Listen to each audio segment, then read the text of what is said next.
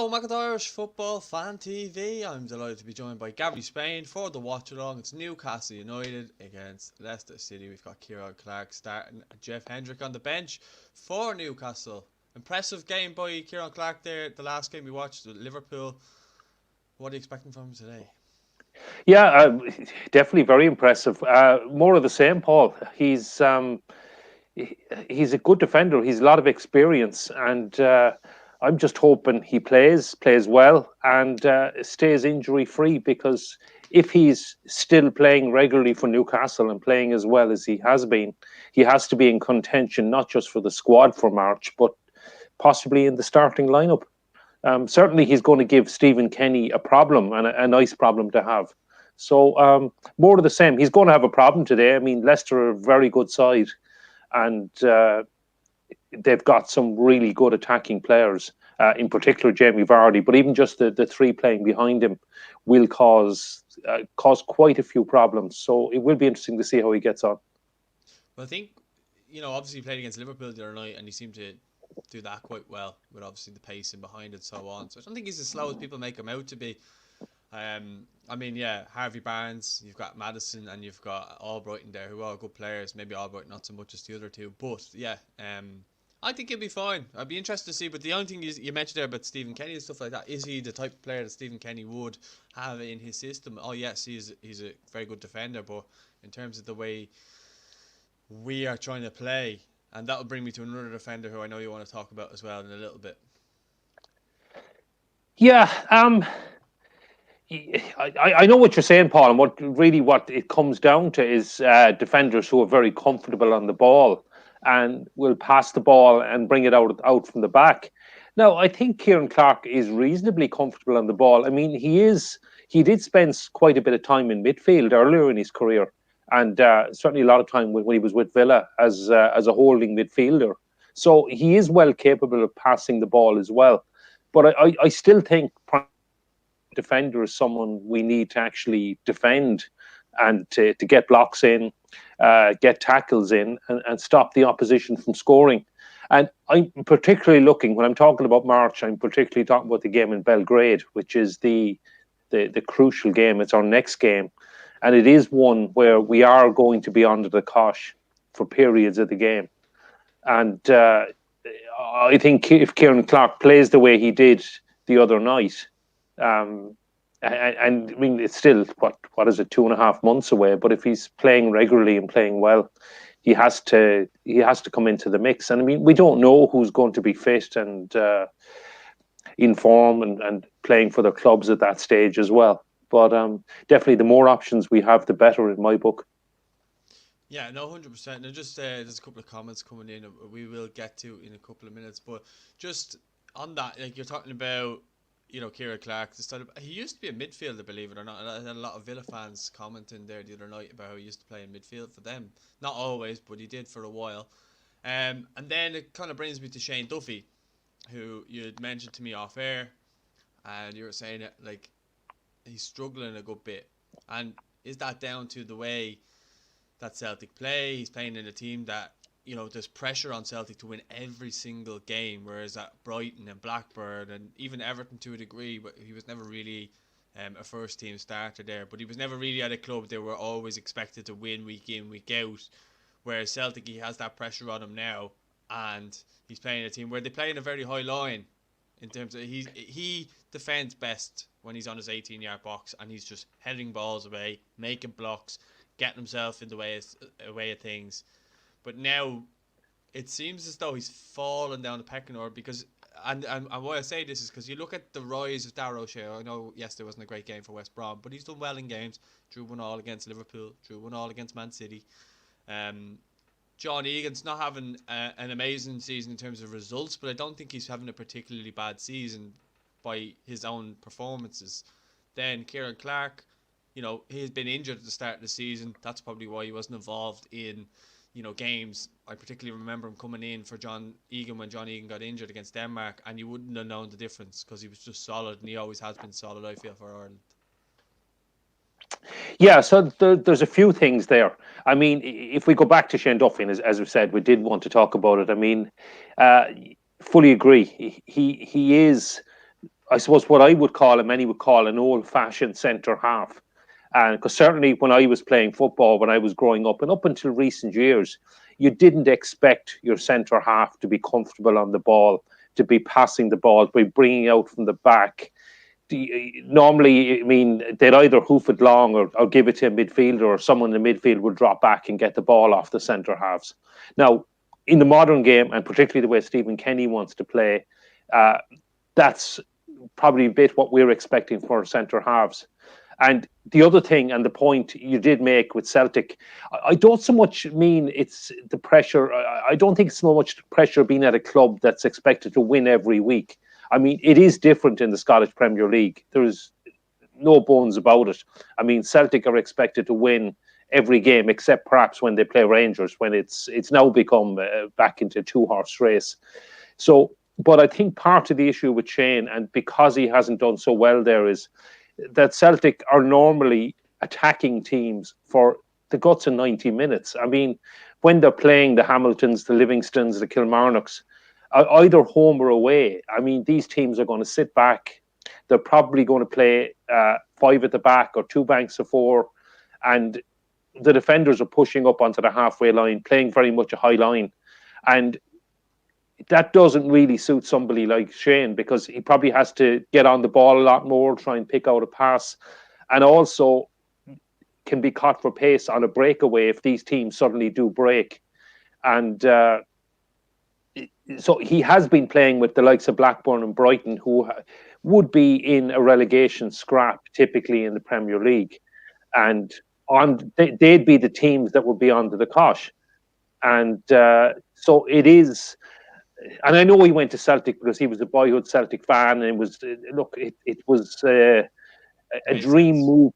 Yeah, it made sense from that perspective. It was a dream move, but probably not in a footballing sense. And just even watching the game yesterday, I mean, there was a couple of things that brought it home to me. Was, well, one, that Neil Lennon, his centre half, got injured the last day. Julian, Shane had lost his place, so he was effectively now the backup central defender. And Neil Lennon brought on a midfielder in his place and started with a midfielder yesterday, and only brought Shane on when he basically had no choice when beaten or whatever got sent off, and he needed to have two centre backs on the field. And now Shane got one great block in, which is what he's very good at. But again, even when Celtic were chasing the game a bit, he was looked uncomfortable on the ball. And I don't know, it's from an Irish perspective, it's a worry, because I don't know what's going to happen in the next couple of months. His loan spell is, I believe, pretty much for the whole season. So it's hardly likely he's going to go back. And even if he did go back, he's hardly going to get game time at Brighton. So it will be a dilemma. And we're talking about Kieran Clark playing really well and causing a problem for Stephen Kenny. Darragh O'Shea playing well. And I think John Egan is playing well. I know Sheffield United are, they've got the worst record in the top flight ever, the worst start now. But I think more of their problems are in attack. I mean, they are actually reasonably good at the back, and I think John Egan is playing pretty well for them. So I don't really have too many concerns. I think John Egan, if fit, is definitely going to start in March. But the question will be who's going to partner him. It might be Kieran Clark that we're looking at today. It could be Darragh O'Shea, who's done so well. And the obvious person to still say it should be Shane Duffy, who, even having this conversation a couple of months ago, would have sounded absolutely ridiculous, because Shane Duffy would have been the automatic first choice, as he has been for probably 3 or 4 years now. Well, I think just when we're on that topic, it's that if you look at the managers that Shane Duffy's played under when he's got the best there, we've always been very defensive managers. Mick McCarthy, David Moyes to a certain extent. You know, I feel as though with Duffy, even Martin O'Neill, I thought he was very good under Martin O'Neill as well, sorry. So very defensive managers where Ireland are kind of, or whoever, are defending on their 18-yard box, and he has to make the blocks and you know, the headers and so on. I think that's the best way you get the best out of Shane Duffy. And maybe someone like maybe a West Ham next season might be a better move for him if he hasn't, maybe for his performances this season, he hasn't blown it. But I think he can really redeem himself. I think people are maybe going a little bit over the top. And I was watching a couple of Celtic podcasts yesterday on YouTube and something like that, and they were saying how fickle the fans can be in terms of, blowing it really out of proportion. Sorry. So I think if he came back and went to maybe a West Ham or someone like that who do sit back in defence, you watched him against Everton the other night. That was exactly the type of team that Duffy would be good in. Tough to break down, especially when teams are trying to do it, but not fast paced. Like I was watching Everton the other night, they were so slow. Same with Arsenal a couple of weeks ago, trying to break them down. They're just so slow breaking them down. And if you can get Duffy into an organised team with great shape, that's when you get the best out of them. I don't think Celtic at the moment are in great shape. And I think they need to change the manager, to be honest. I don't think Neil Lennon is going to do much there anymore. He's had his legacy there. He's done brilliant things in the past, but I think Neil Lennon needs to go as a Celtic manager. Yeah, the other thing is I think Shane Duffy actually is the ideal person to actually, just a good chance here for Leicester, but Shane Duffy is actually the ideal person to do the organising as well. And you mentioned Mick McCarthy as a manager that liked him. I mean, Mick was that style of player himself. Mick was a no-nonsense and a very good centre-half. He actually got a bit of criticism himself at the time. Maybe he lacked a little bit of pace as well, and Mick wouldn't be exactly the best at picking out a pass. But what a defender he was, and absolutely brilliant, getting his head on crosses, getting blocks in, and which to me still is the primary job of a centre half, is to defend, is a defender. And Mick was great at that, and I'm sure he sees a lot of himself in Shane, And now I know Mick actually played for Celtic. He won the double with Celtic. He definitely did actually in '88, just before Euro '88. So maybe I'm making a point against myself then, but obviously it was different times. But he was playing in a Celtic team that would have been battering the door down against a lot of the opposition in Scotland at the time, as has been the case for the vast majority of their history. Yeah, well, just see there, we have 49 people watching at the moment. So if you're watching, make sure to drop the video a like. If you're new to the channel, don't forget to subscribe. And we just want to talk a little bit about our sponsors just for a quick second. So Manscaped just launched in Ireland. We've gone years without using the right tools for the job. You can be one of the first men in Ireland to experience their life-changing products. We've all been there in terms of having to find a time where basically we all had to go through a time where we had to trim down there.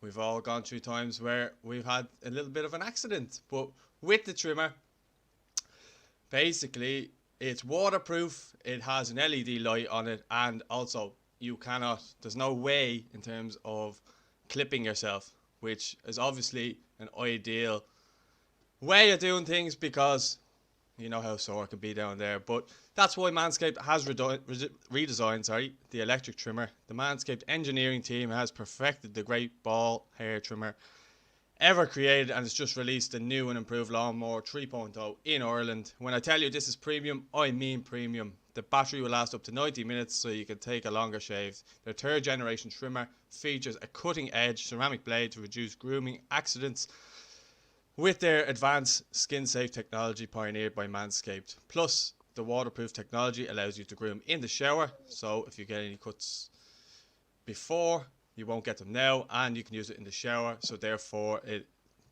stops any hair getting anywhere basically. One of the coolest features is the LED light, which illuminates grooming areas for a closer and more precise trimming. You can see every twist and turn around your balls. If you are listening to me speak right now, I want you to experience this firsthand for yourself. Make every day feel like St. Patrick's Day for your balls with Manscaped. Get 20% off plus free shipping with the code IFFTV at manscaped.com. Your balls will thank you. So there you go. And let's get back to the comments now, because there's comments flying in at the moment. So there's a lot of Thai comments there. But there's a first comment came in there for you basically, Gary, because you spoke about this the other night. So Jonathan 38 says, been trying to research this myself, but have you any idea of the specifics of Brexit for recruiting under 18 age players from ROI? Yeah, I do. And it's actually a problem for us. So basically, because of Brexit, the UK is no longer in the European Union as we know. And it actually means that the academies in the UK cannot take players under 18 from outside the UK. So any player from the Republic of Ireland, so the next Troy Parrott, cannot go at 16, which was allowed to the UK academies. So our players, so the next Troy Parrott, for example, could go to Real Madrid or Bayern Munich or Milan or Ajax or anywhere in the European Union at 16, but they cannot go to the UK because it's outside the European Union. And I think, and I did talk about it the other night, and I know people have come back and disagreed with me, and that's, look, fair comment, it's my opinion, but I think that can be a major problem.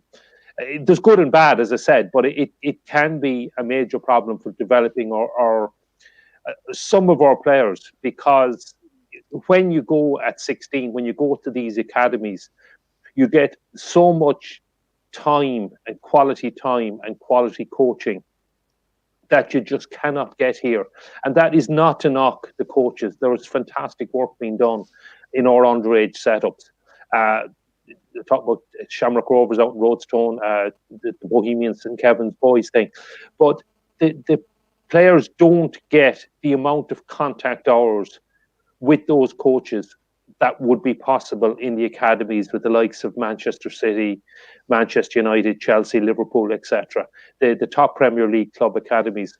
Now, obviously, the options are still available of going to Europe, but I just think going at 16 is already it's a big ordeal. But if you're going to England, if you're going to Manchester, Liverpool or London, for an Irish person, it's not as big a deal.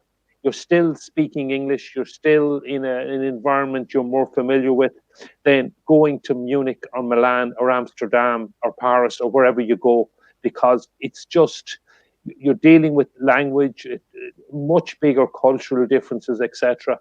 And so it is a problem for us. And if players can't go till they're 18, they can end up behind some of their counterparts from Scotland, even Wales or Northern Ireland, who obviously can still go to the big English academies.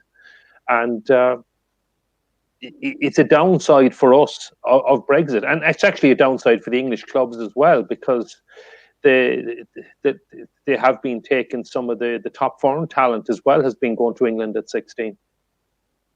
Just DOB there on that, it says regarding Brexit, I think less options for young players is always a bad thing. Just going to go back up to some of the comments as well. Just Ush Bosch is in the comments again saying, all right, boys, up in Donegal, the Finn Harps fan, if you remember, Gary. Yeah, hi Ush. We had a conversation from how's things up in Muff. Yeah. And then Sean Drinnen says, Happy New Year, guys. Happy New Year, Sean. Happy New Year. Alan Crean says, what do you think about Jack Byrne? I don't know if he means the move or the player. Player, absolutely fantastic. One of the best I've ever seen play in the League of Ireland. And I've seen quite a good few players in the League of Ireland, including Wes Houlihan. And I would say, if Jack can get the right move and with the right development and the right time and approach, I feel like he could get near, not overtake Wes, but get near his level and maybe start being that player to dictate games. As far as his move, I think it's a good move. He's going to a manager who's given him his Ireland debut, trusted in him to bring him into the squad, someone who he knows and likes. I think that's the key move that Jack needs at this moment in time, although Applewell did lose again last night. What do you think? Yeah. So as you know, Paul, I think anyone who's watched us, I'm also a big fan of Jack as a player. He's been a superb player, standout player in the league for the last 2 seasons, really. And a massive loss, not just to Shamrock Rovers, but to the SSE Electricity League. I don't know if the move that's Applewell, I don't think it's 100% confirmed yet, but I think it's almost a done deal. So, yeah, I've said it already. I think it's a good move. I'm glad he's going to the continent as opposed to the Championship in England, because I think he's the type of player that will benefit more from a passing style of football, from a league that will give him time on the ball. And the Cypriot League is a lot better than people give it credit for. And you're spot on about Mick, but I would have a caveat about it. Yeah, I think it's great that he's going to Mick, a manager he trusts. I would be concerned about Mick and Apwal. I know he's only there a few months, but as you said, they were beaten again last night, beaten at home. They're down to 11th That was in the team this. at the bottom of the league as well, I think, Gary. Yeah, they're down to 11th in the Cypriot League, and in a 14-team league that splits in two. And Apoel are traditionally one of the top 2 or 3 teams in Cyprus. I mean, they're expected to be challenging for the title and certainly competing in Europe. And I was looking at the table after the result last night, and they're not far off the relegation zone, and they're almost certainly going to be in the bottom split. So Europe is almost certainly gone for Cypriot Cup if they're still in that, or what's happening with that. But it's unlikely they'll be in Europe next season. And they also have a habit of sacking their manager every 6 months. So I really hope the form turns around. And maybe Jack is the person to turn their form around.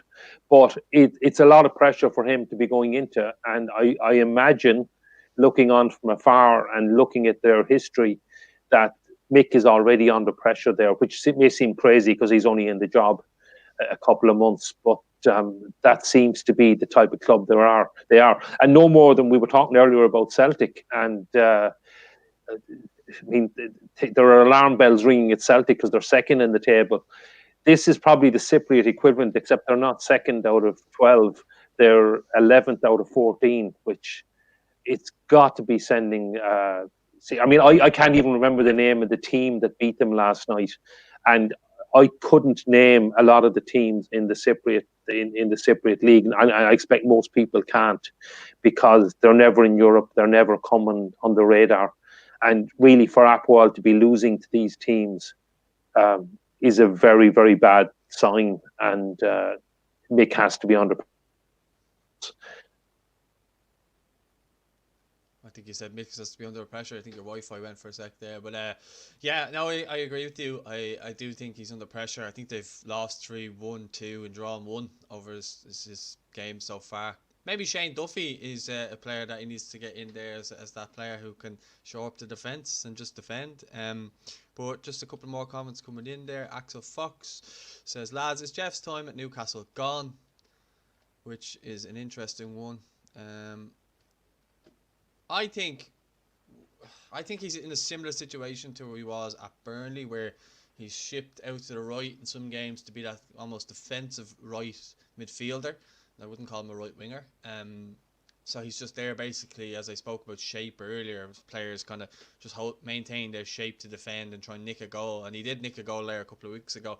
I just think it's the run of games at the moment, with obviously the Christmas run and stuff like that. I think that's the reason why he's not been in as much lately. But I think if over the course of the season, I think he'll play more games than he will not have played, if you know what I mean. So I think he needs to come in and just have a couple of good performances. So I think he'll see his way back into the team. But I think it's very much similar to Burnley. I don't see him going to be a star man. I think he's going to come in and be probably a very average midfielder in the Premier League, and probably just remain to be that.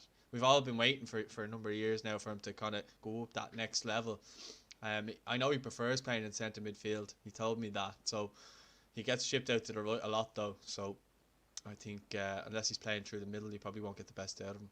What do you think, Gary? Yeah, I mean, I would say average midfielder in the Premier League is not bad. I mean, it is.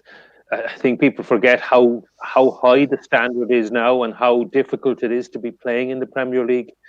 And Newcastle are still a decent side. I mean, look, they're a mid-table side. I think a lot of the fans see them as being a top club and maybe a top 6 club, but in reality, they haven't been that, or they haven't been that very much in recent years. Yeah, yeah, back in the days of Bobby Robson and Kevin Keegan, and even before that, they were often not very often in that. I mean, they haven't won a trophy since 1969. They haven't won a domestic trophy, I think, since 1955. So it's, but I don't think Jeff's time at Newcastle is gone. I think he will still get a lot of game time. I mean, it is very much a squad game. I was actually hoping he'd start. I mean, I know he's on the bench, so he may get some game time. He'll probably get a run in the cup next week, but his time definitely isn't gone, and he still has a lot to offer for Newcastle and for Ireland indeed as well. And scored a nice goal for them a couple of weeks ago. Scored a nice goal for them.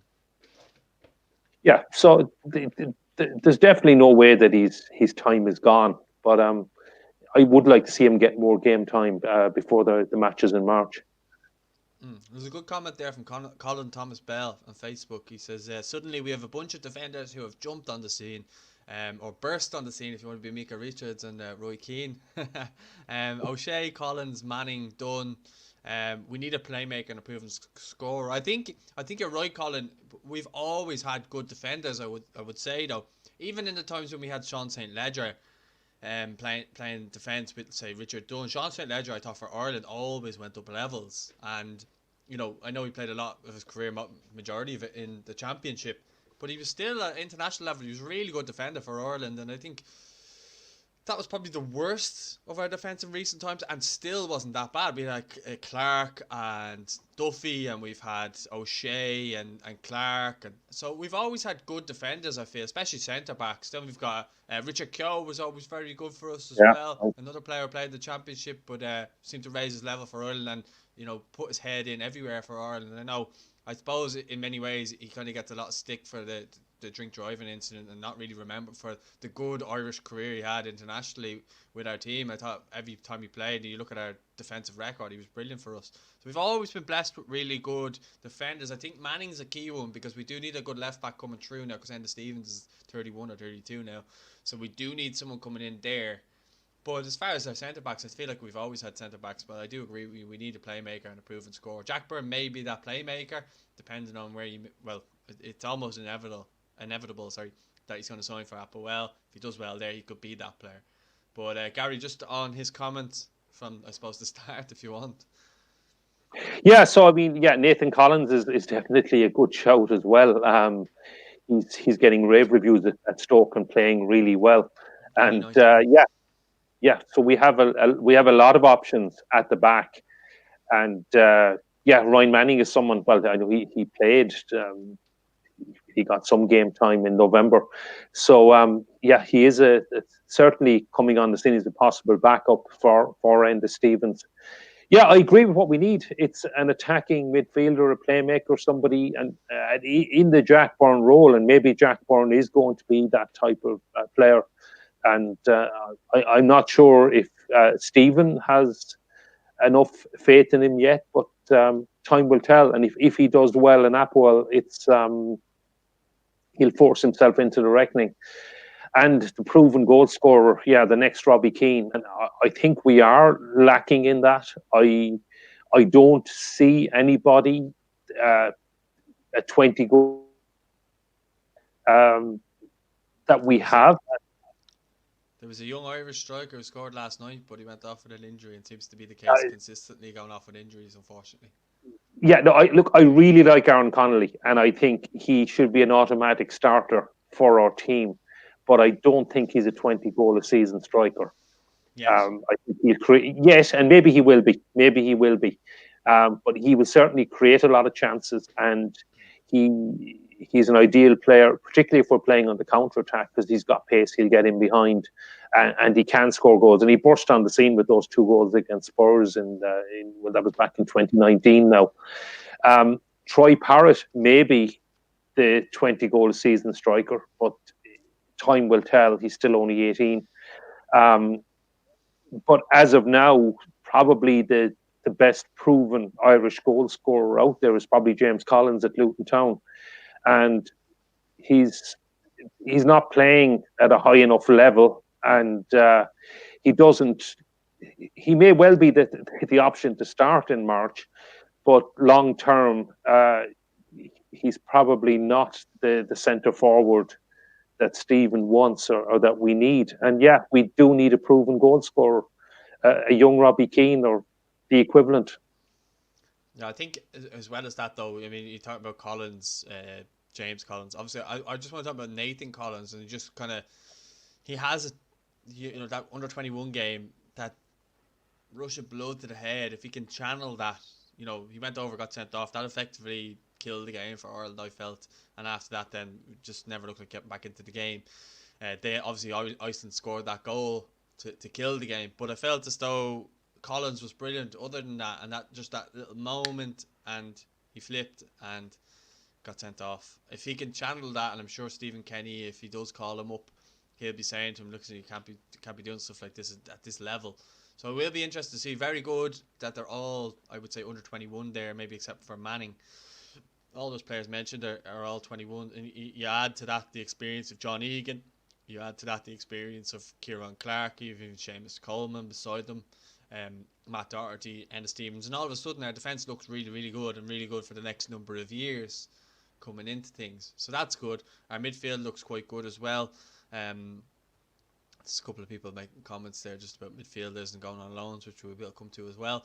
But yeah, proven goal scorer. The thing I always find interesting is that everybody always gives Parrott more of a mention than, say, Aaron Connolly, who is doing it most weeks in the Premier League. When you look at Parrott, who at the moment can't do it for Millwall. I hope he does, and I hope Troy goes on to be an absolutely unbelievable player. I hope all our Irish players do. But I just never get it. I think even Troy gets hailed as the Messiah more than even Obafemi was when Obafemi was scoring goals last year. So I just don't get why the players like Connolly and Obafemi don't get the mention, say that Troy does, and Troy hasn't done half of the stuff that these young lads have done as well. I think part of it, Paul, is he came on the scene when he first came to my attention at under 15, and he stood out. Now, he's still only 18 and he still has quite a bit of developing to do. So, Yeah. and you're right, if you're talking about senior men's football, Troy Parrott has played very little and done very little to say he's going to be the next star. And unfortunately, there are players that can look really, really good at 15, 16, 17, and 18 and just don't kick on, don't develop, because there is a huge amount of developing to do from 17, 18, 19 to go on to becoming an established Premier League player. So I think time will tell. And I suppose Troy is somebody, and maybe he's got a lot of pressure on his shoulders as well because of that, because a lot of people are expecting him to be a big star.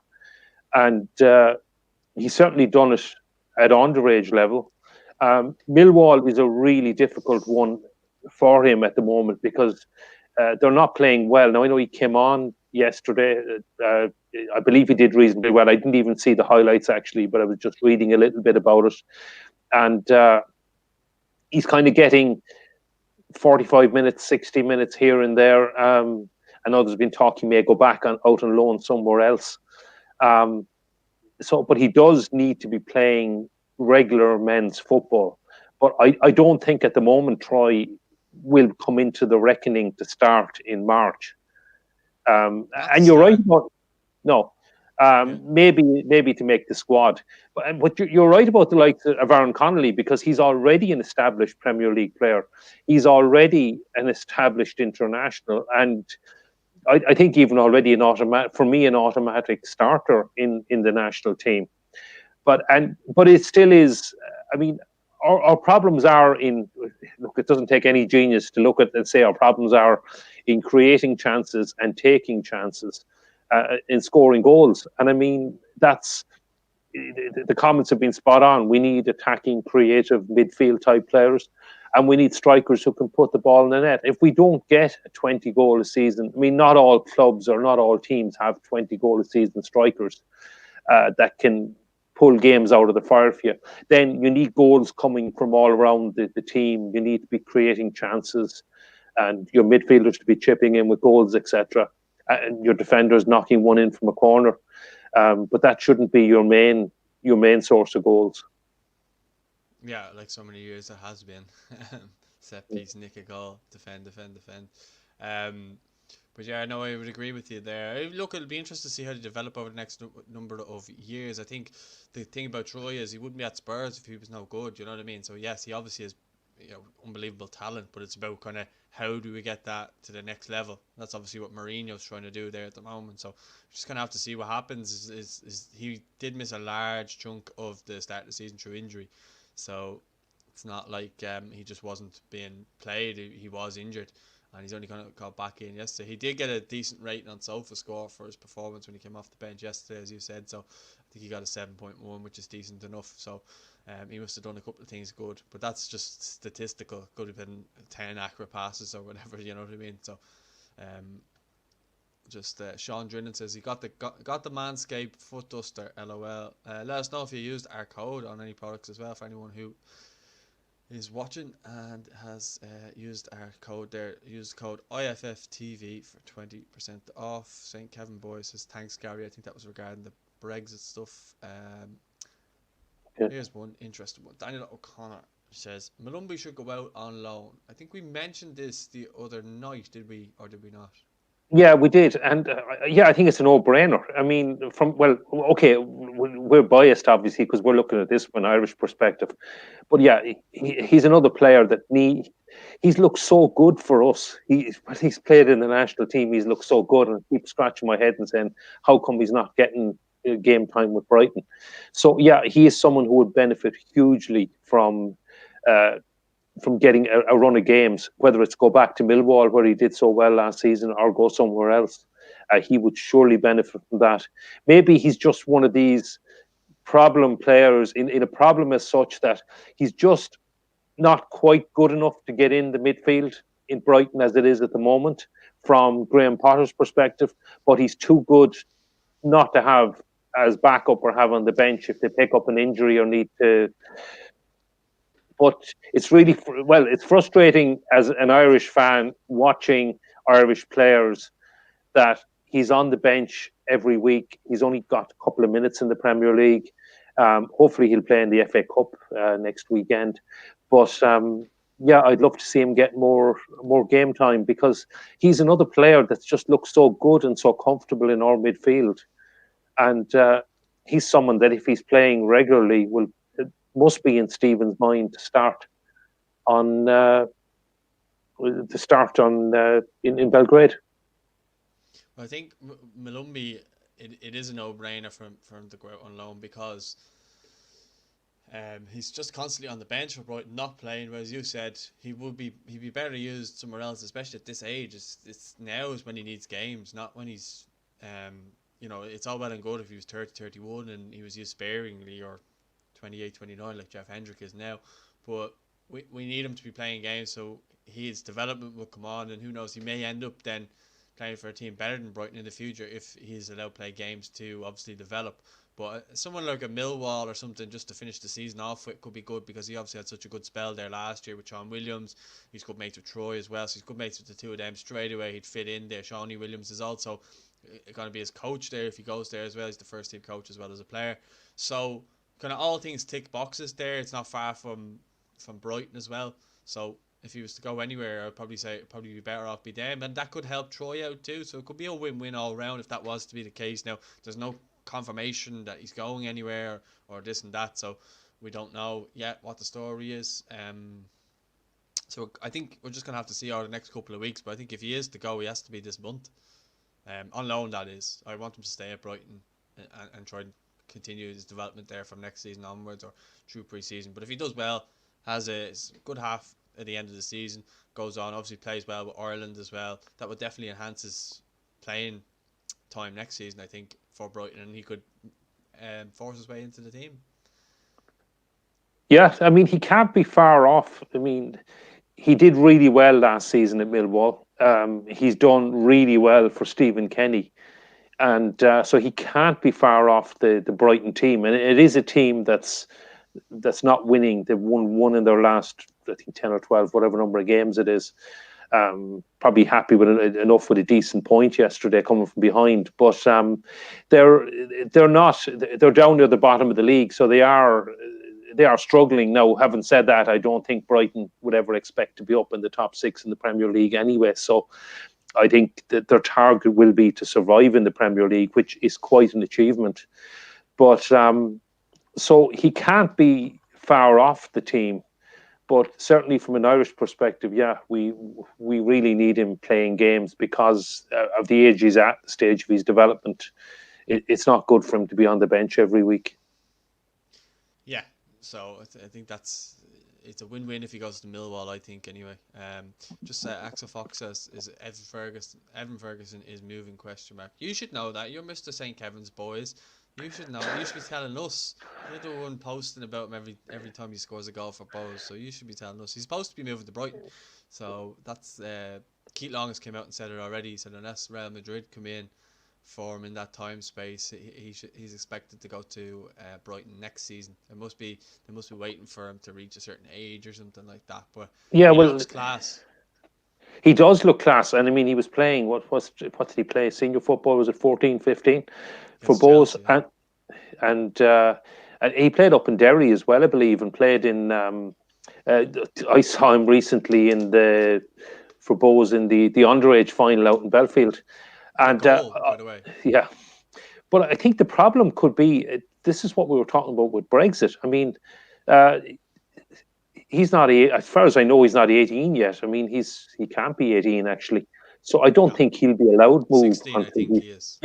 Yeah. So I don't think that's a classic case of the thing we were talking about earlier on.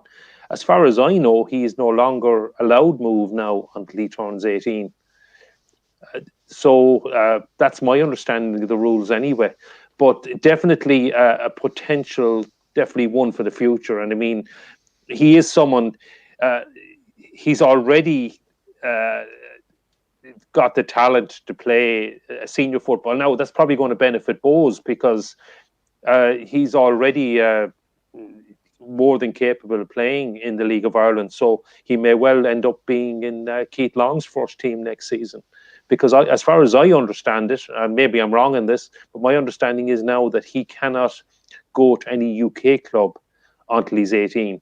But he can go to a continental side. But again, that's what I was saying would be a major step for him to go to one of the continental academies at 16 years of age. Well, maybe if Sean from Longford is watching and he wants to have it out with you over that, we will see. But look, I think it's one of those where we have to see what's going on. We should hear more on it in the next, I suppose, couple of weeks and whatever.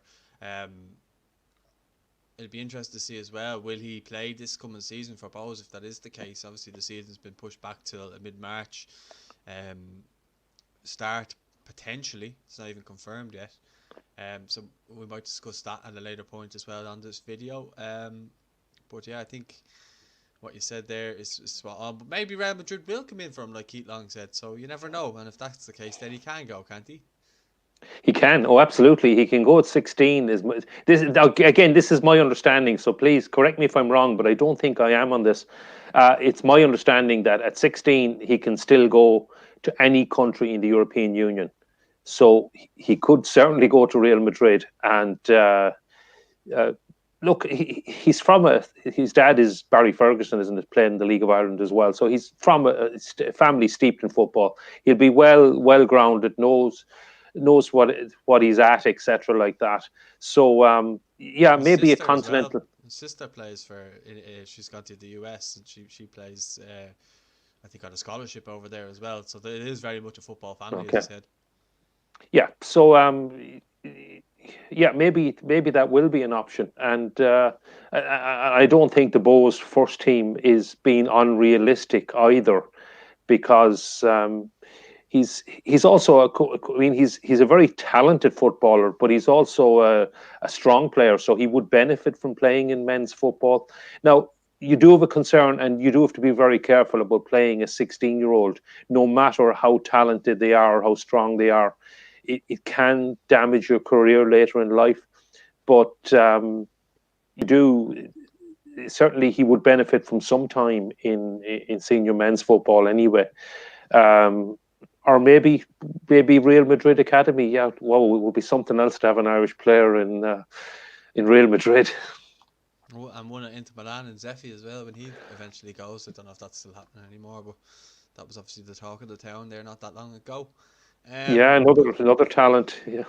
What's Ferguson like in terms of you've seen him play? You've seen him play that Bowes game against Rovers. That under 17s final or under 19s?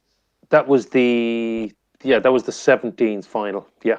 Yeah. So what's he like in person watching him? And obviously there were so many good players on show that night.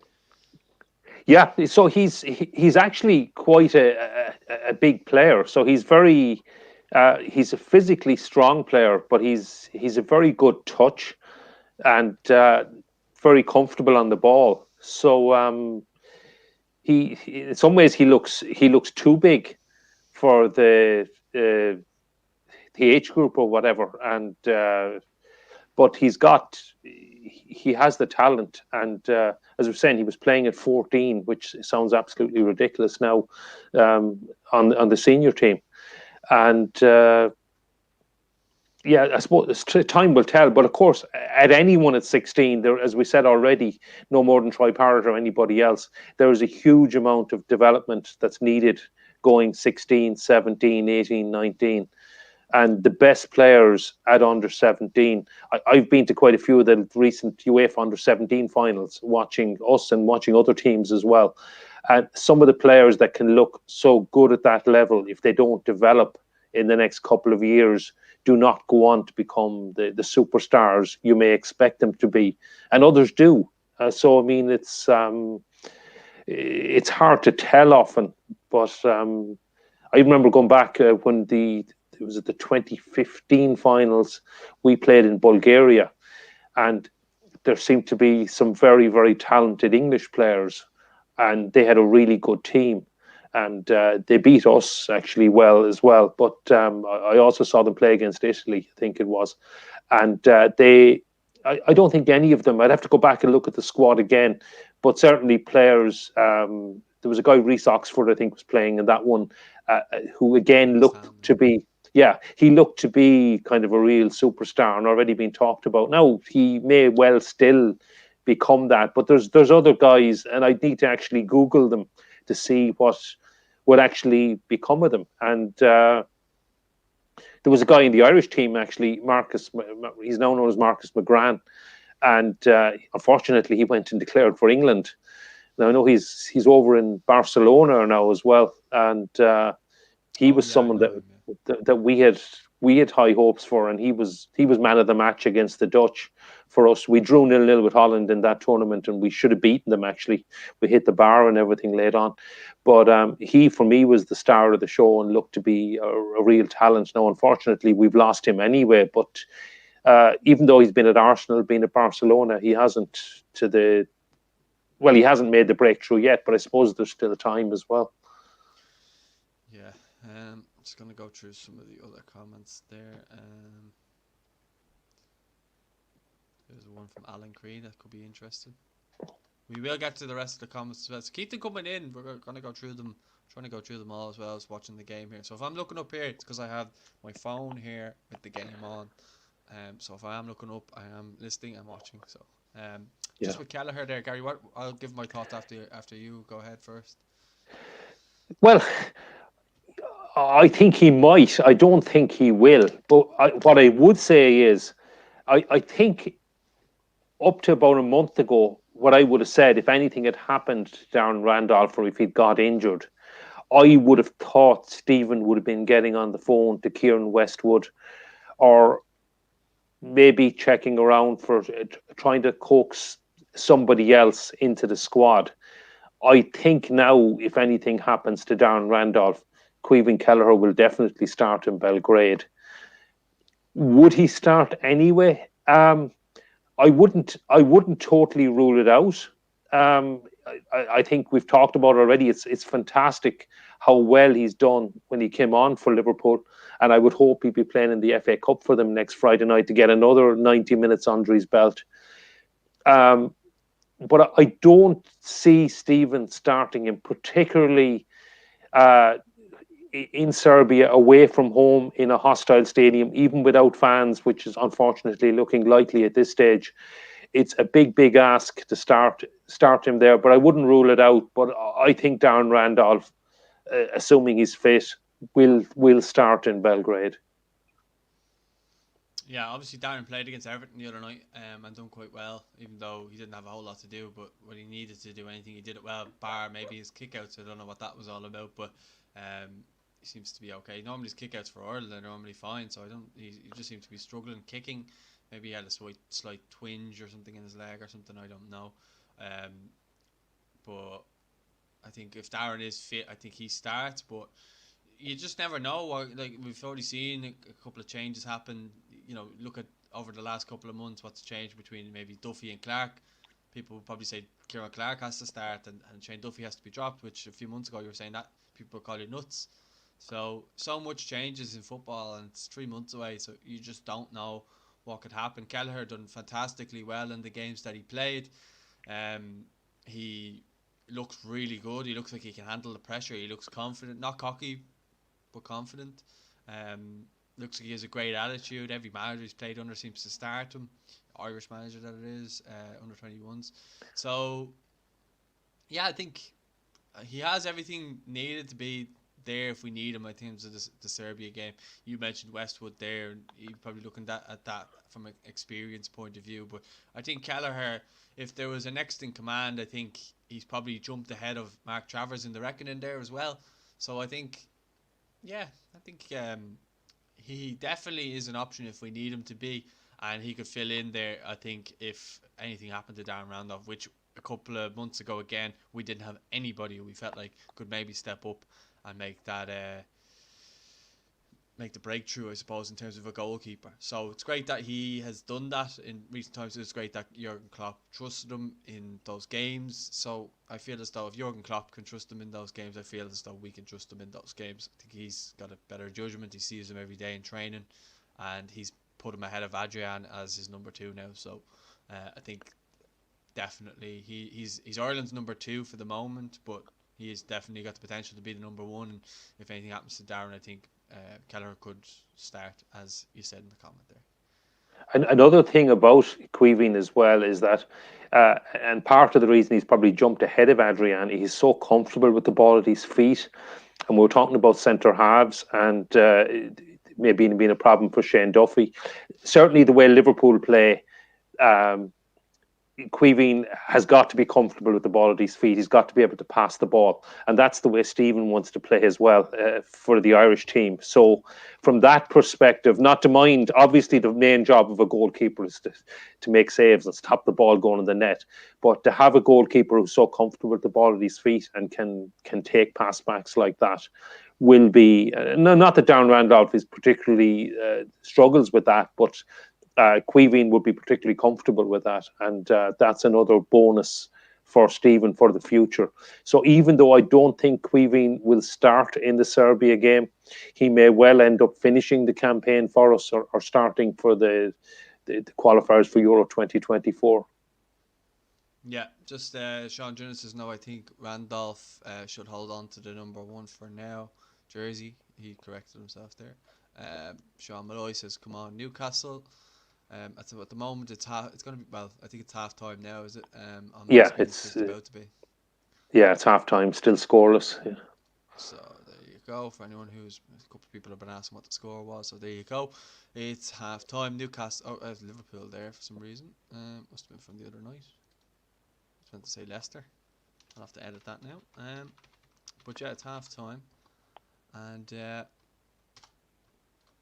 you go. So just the other comments. Axel Fox is going in with some. You would swear you're the under 21 kit man, Axel. In all these comments, he is. This is Swansea looking at Michael Obafemi. He done well with the 21s in the last 3 games. Yeah, look, I think Michael Obafemi, obviously a talented player. It's whether or not Hasenhüttl wants to let him go or not. Does he still believe in him? He's been playing a lot of younger lads ahead of him. Che Adams has got the nod ahead of him this season. Shane Long seems to be ahead of him in the pecking order as well. The thing about Obafemi for me is when he starts games, he doesn't play well. When he comes off the bench, he tends to be quite good. And any of the games I've seen him start, he's never really affected the games for me. Maybe I know he scored a nice goal against Chelsea that time, but any of the games I've watched him live, I've never really seen him perform to the ability in which I believe he has. What do you think, Gary?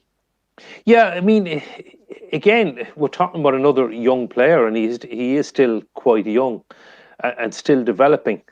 So maybe we can be a bit too hard. I mean, he's gone to Stamford Bridge and scored. He's gone to Old Trafford and scored. So he scored against top teams.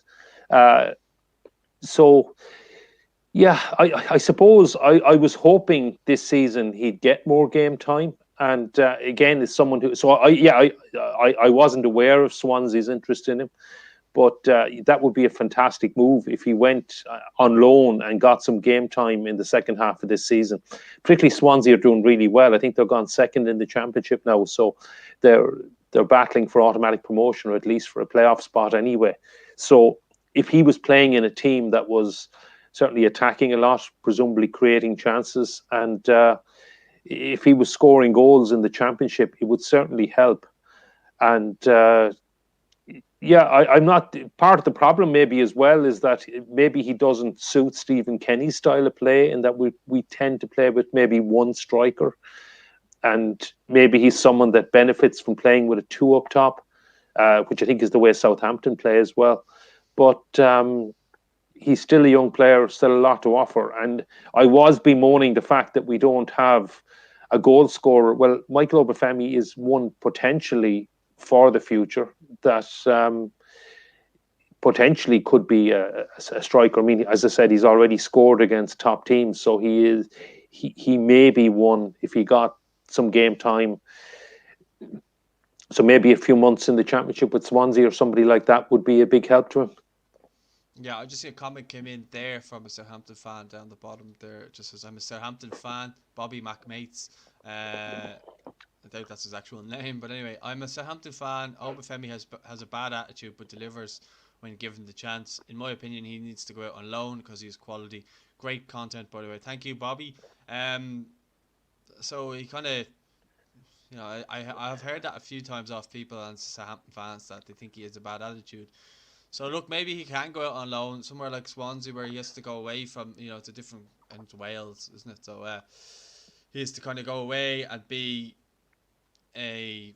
alone basically. I know he'll have his teammates and so on, but might be a chance for him maybe to grow up a little bit. Obviously, I did that video with him last March, and I felt as though maybe he could have done with a little bit of growing up at the time, just kind of meeting him and kind of seeing what he's like. Nice. He's a kid at the end of the day, and he's a nice guy. But I do think maybe a loan move could be the making of him, and just kind of give him that little bit, maybe to make him grow up or mature a little bit, because I think maybe he's lacking a little bit of that at the moment. I know he likes playing computer games till all hours at night, so maybe if he just cut that out and went somewhere where someone had focused on his career and firing on all cylinders, because it's a win-win then, because if he's doing that for Ireland, he's doing well in the championship and he's banging in goals for Swansea, then he could come into Stephen Kenny's plans.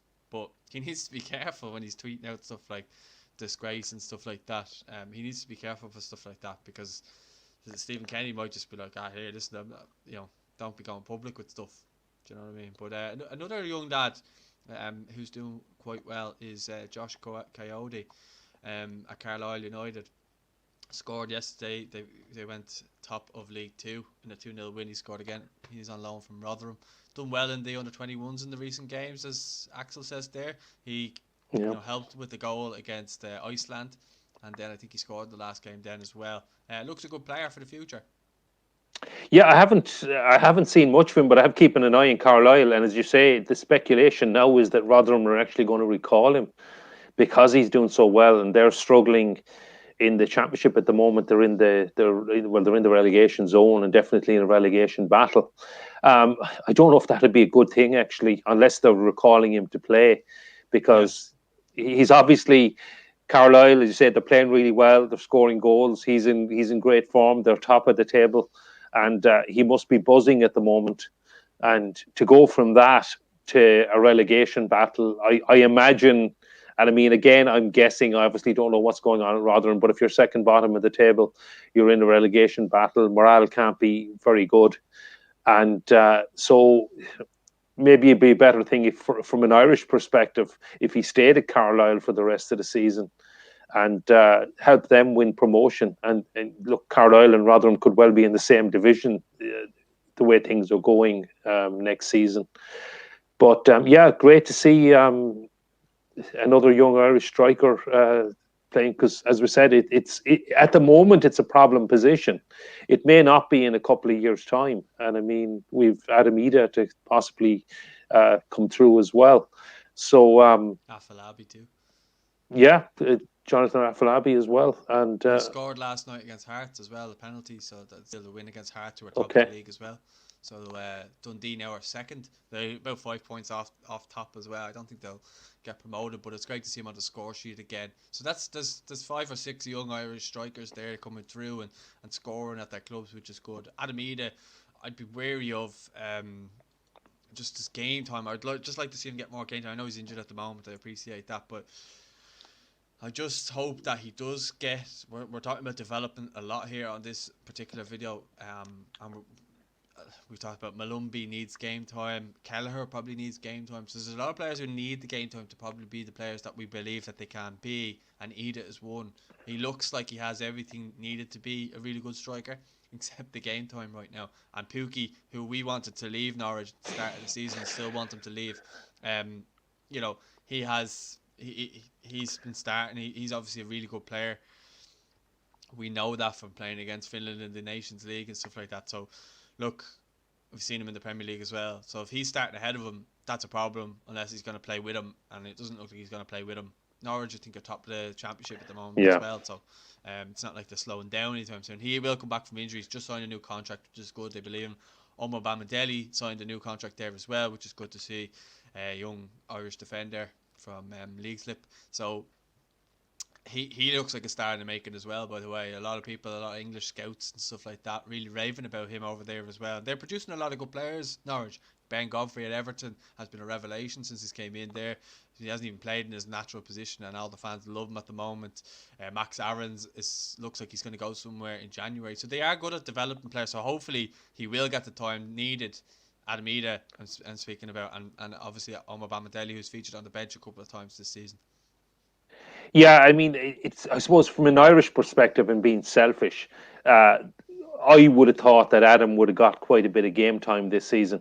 The problem being that Norwich, they've gone down. I thought maybe they might take a season or two to come back. They're, as you say, Paul, they're top of the championship. They got a few points. They went a few points clear as well, and another good win. So it looks like now they're going to go straight back up to the Premier League, which means Adam may not um, get the game time we were hoping he'd get this season. And the likes of Timo Pukki, etc., are probably going to stay now if they're going to be back in the Premier League next season, because that was something, just being selfish from an Irish point of view, I would hope that Norwich would have sold him in the summer. But but yeah, there are great things happening there, and it's a well-run club, and as you say, they do produce a lot of good players. So it is a good place for young Irish players to be. And there's also Josh Georgie as well, who's also playing for the under 23s, and he's doing quite well there as well. He's good mates with Andrew as well, so hopefully the two of them can come through as well. He's kind of like a winger type player, very good on the ball and scores goals as well, great goals. So we could be talking about him in a few years' time, all going well. Come on, the Hoop Celtic. Keith says, "How's it going, lads? How you, Keith? How's things?" He says, "Come on, the Toon Army." Yeah, well, I suppose we're kind of cheering for the Toon Army here as well because of the Irish lads playing for them. Tim Slattery says, "Score, it's 0-0 at half time." I think you posted that a while ago. Brian Henry says, "Kelleher needs a loan. More minutes can make him improve." We've kind of covered that already. That's correct. We'll give you a little, let everyone see The who you are only there. the only thing about that, Paul, is I mean Jurgen Klopp is now trusting him to be the number two. So the problem is he can only play one All right, goalkeeper. we'll whack him And back up screen. There you go. okay, so yeah, so I know what he's saying, that more minutes will help him, and I know I'm maybe contradicting myself because I've been saying quite a few players like Jay Malumby need to go out on loan. But if Jurgen Klopp has him as his number two, and hopefully he'll play in the FA Cup, he's there at Liverpool. He's learning from one of the top goalkeepers in the world, being managed by one of the best managers in the world, and if And he's the playing with number the players in two, training too. playing with the players in training, learning off them. And if he's the number two there, and if he's playing in things like the FA Cup, I know Liverpool are out of the League Cup, but if he gets some game time and he's around that environment, uh, maybe it's better for him to stay. In this case, once he does get some game time, or maybe it depends on where he goes on loan. If he was to go on loan for a few months and start every week, then yeah, I'd say yeah. But at a high level, but certainly where he is at the moment, he will learn so much at Liverpool. And it was great to see that Jurgen Klopp did trust him for those 3 games. I think it's different with Kelleher because I had done a video with the Redmen TV over in Liverpool, and it was about this time last year, or yeah, it was about a year ago now. It was in January last year, and I did a video with Paul Machin from the Redmen TV, and I was asking him about Kelleher. It was around this time last year. I was saying, does Kelleher need to go out for a loan move or whatever? And he had mentioned the fact that Kelleher was getting this whole match day squad experience where he was going with the goalkeepers, he was training with Adrian and Allison, and he was going there and he was kind of living it all up. But this was when crowds were allowed and everything like that. And he was going there, he was doing the warm up with Allison, he was doing it with Adrian. He had the whole thing. He was going to the games. He was able to eat up all the atmosphere at the same time. So he was basically getting the whole experience that the first team keepers were getting. So when he did have to kind of step in, he already kind of knew what was expected, and he kind of knew. So I think that was a great thing by Klopp to be bringing him in to kind of do that with him. So I think with Kelleher, do you want him to go out on loan? Probably most will probably say yes, but what you said, Gary, it is different with a keeper, I think, and I would agree with you. I think he'd probably better off being number 2. If he had been number 3, I would say yeah, okay, go on loan. Yeah. But now the fact that he's jumped Adrian, and as you said, Klopp trusts him now. But as well as that, if anything happens to Alisson, and he's had a few injuries now over the last couple of seasons, where it's been a lengthy spell in goal for the deputy keeper. Look at Adrian last year. So I think the fact that Kelleher is next to the line is good. Knowing our look now, Alisson won't get injured for the rest of the season. But I don't want him to get injured either. I wouldn't wish that on any player. But I'm just saying, it just would be our luck that he wouldn't get injured now or suspended, say. But I think I'm in agreement with you on that one, Gary. As much as I'd like to see all our other players go out on loan to get game time, I would like to see Kelleher probably stay because he is number 2 now, and only because he's number 2, not number 3. Ryan Hall says, "Well, lads, hi Ryan." Mick Carr says, "Mick apparently tried to get Grealish back. How would you have felt if he accepted the offer?" I'm not even going to go into that. It didn't happen, and look, he's gone on to be a fabulous player. Good luck to him, but I don't really care about him. I don't hate him as much as the other snake, put it that way. He didn't play senior level. So, anyway, moving on. Ali Bayazid says, "Hi guys, hi Ali. Do you want to say hi to Ali there, Gary?" Hi, Ali. Yeah. Bobby Mack, mate, says, "Do you think Jack Byrne will have a better chance to get Kenny's plans to move to Cyprus?" We covered that at the start of the show. Yes, I will probably say the answer to the question is for both of us. Gary, I think we're in agreement on that.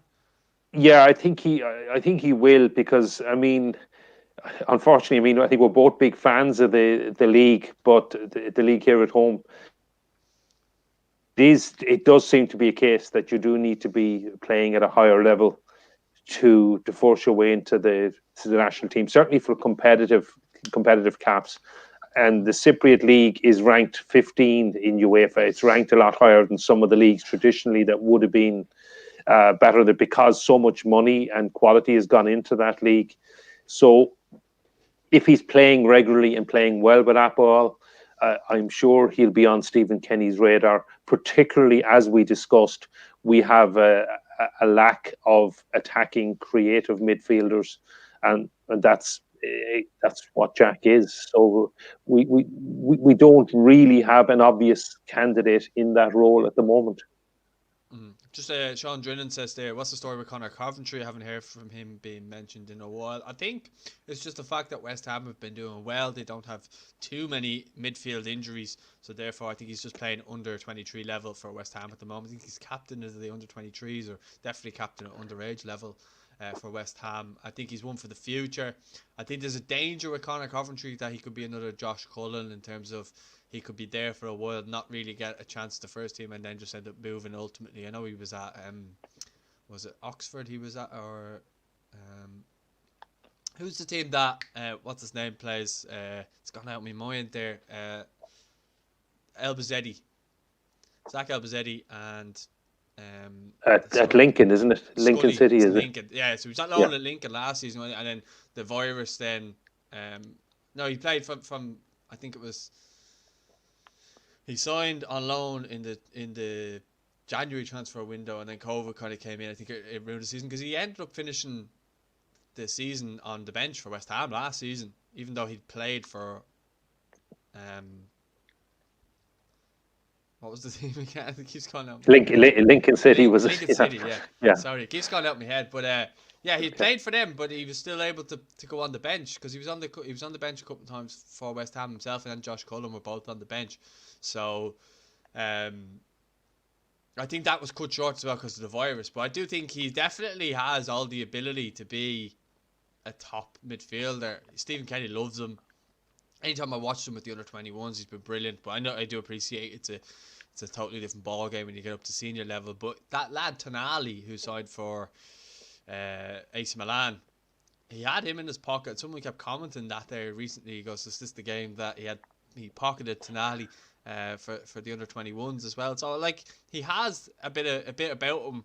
Loves playing for Ireland. I really like Conor Coventry, and I hope that he continues his progress. It might be a case where he needs to go out on loan to play senior men's football as well, though. Yeah, and another thing that I know you probably don't want me to mention this name, but there's a certain holding midfield player at West Ham who's been linked with a move in the January transfer window. And if a certain Mr. Rice was to leave West Ham, then possibly Conor Coventry would move up the pecking order and maybe get some game time. But if not, as you say, yeah, a loan move this month might help as well. I just hope he goes to a club that struggles. That snake you mentioned, but yeah, look, as long as Conor Coventry starts getting a bit of a nice mention, I like him. He's a really nice fella as well, so I'd love to see him progress and be one of our best midfield players for years to come. Another midfield player there, David Salter, says, sorry if you've covered it already, but reports linking Knight to Burnley. I think he should stay where he is for another season or two. Dyche just hoofs the ball to Wood et al. What do you think of that one? That's the first I've heard of it, by the way. Yeah, I hadn't heard of it either. Hi, David. Yeah, I'd agree with you. He's playing for Derby. He's playing really well. Now I know they're struggling. They're actually in the relegation. I was looking at the table this morning. They're in the relegation zone in the Championship, and even though they actually seem to have turned the corner a little bit when Wayne Rooney took over as full-time manager, yeah, I'd like to see Jason Knight stay where he is. Ideally. Because I don't know if he went to Burnley. Yeah, maybe if he went to Burnley and started, it would be great. But I think, as you say, Derby play a lot more football and they pass the ball a lot more than Burnley. Now, look, Sean Dyche has been very effective and he's done an amazing job with Burnley. But yeah, I probably like to see Jason Knight. He's playing regularly with Derby. He's playing really well. He's scoring goals. So yeah, maybe stay put for the rest of the season, and I do hope they stay up. I think he is highly rated by Rooney. I think there's nobody better he could learn off right now than Wayne Rooney himself. I would like to see him stick with him for the moment, but Burnley have had that takeover now, so that they do have a bit of money now behind them, which they hadn't had in previous years. So be interested if they did go in for Knight, how much he would go for one and how well he would do. But as he said there, it is a case of kind of hoof ball.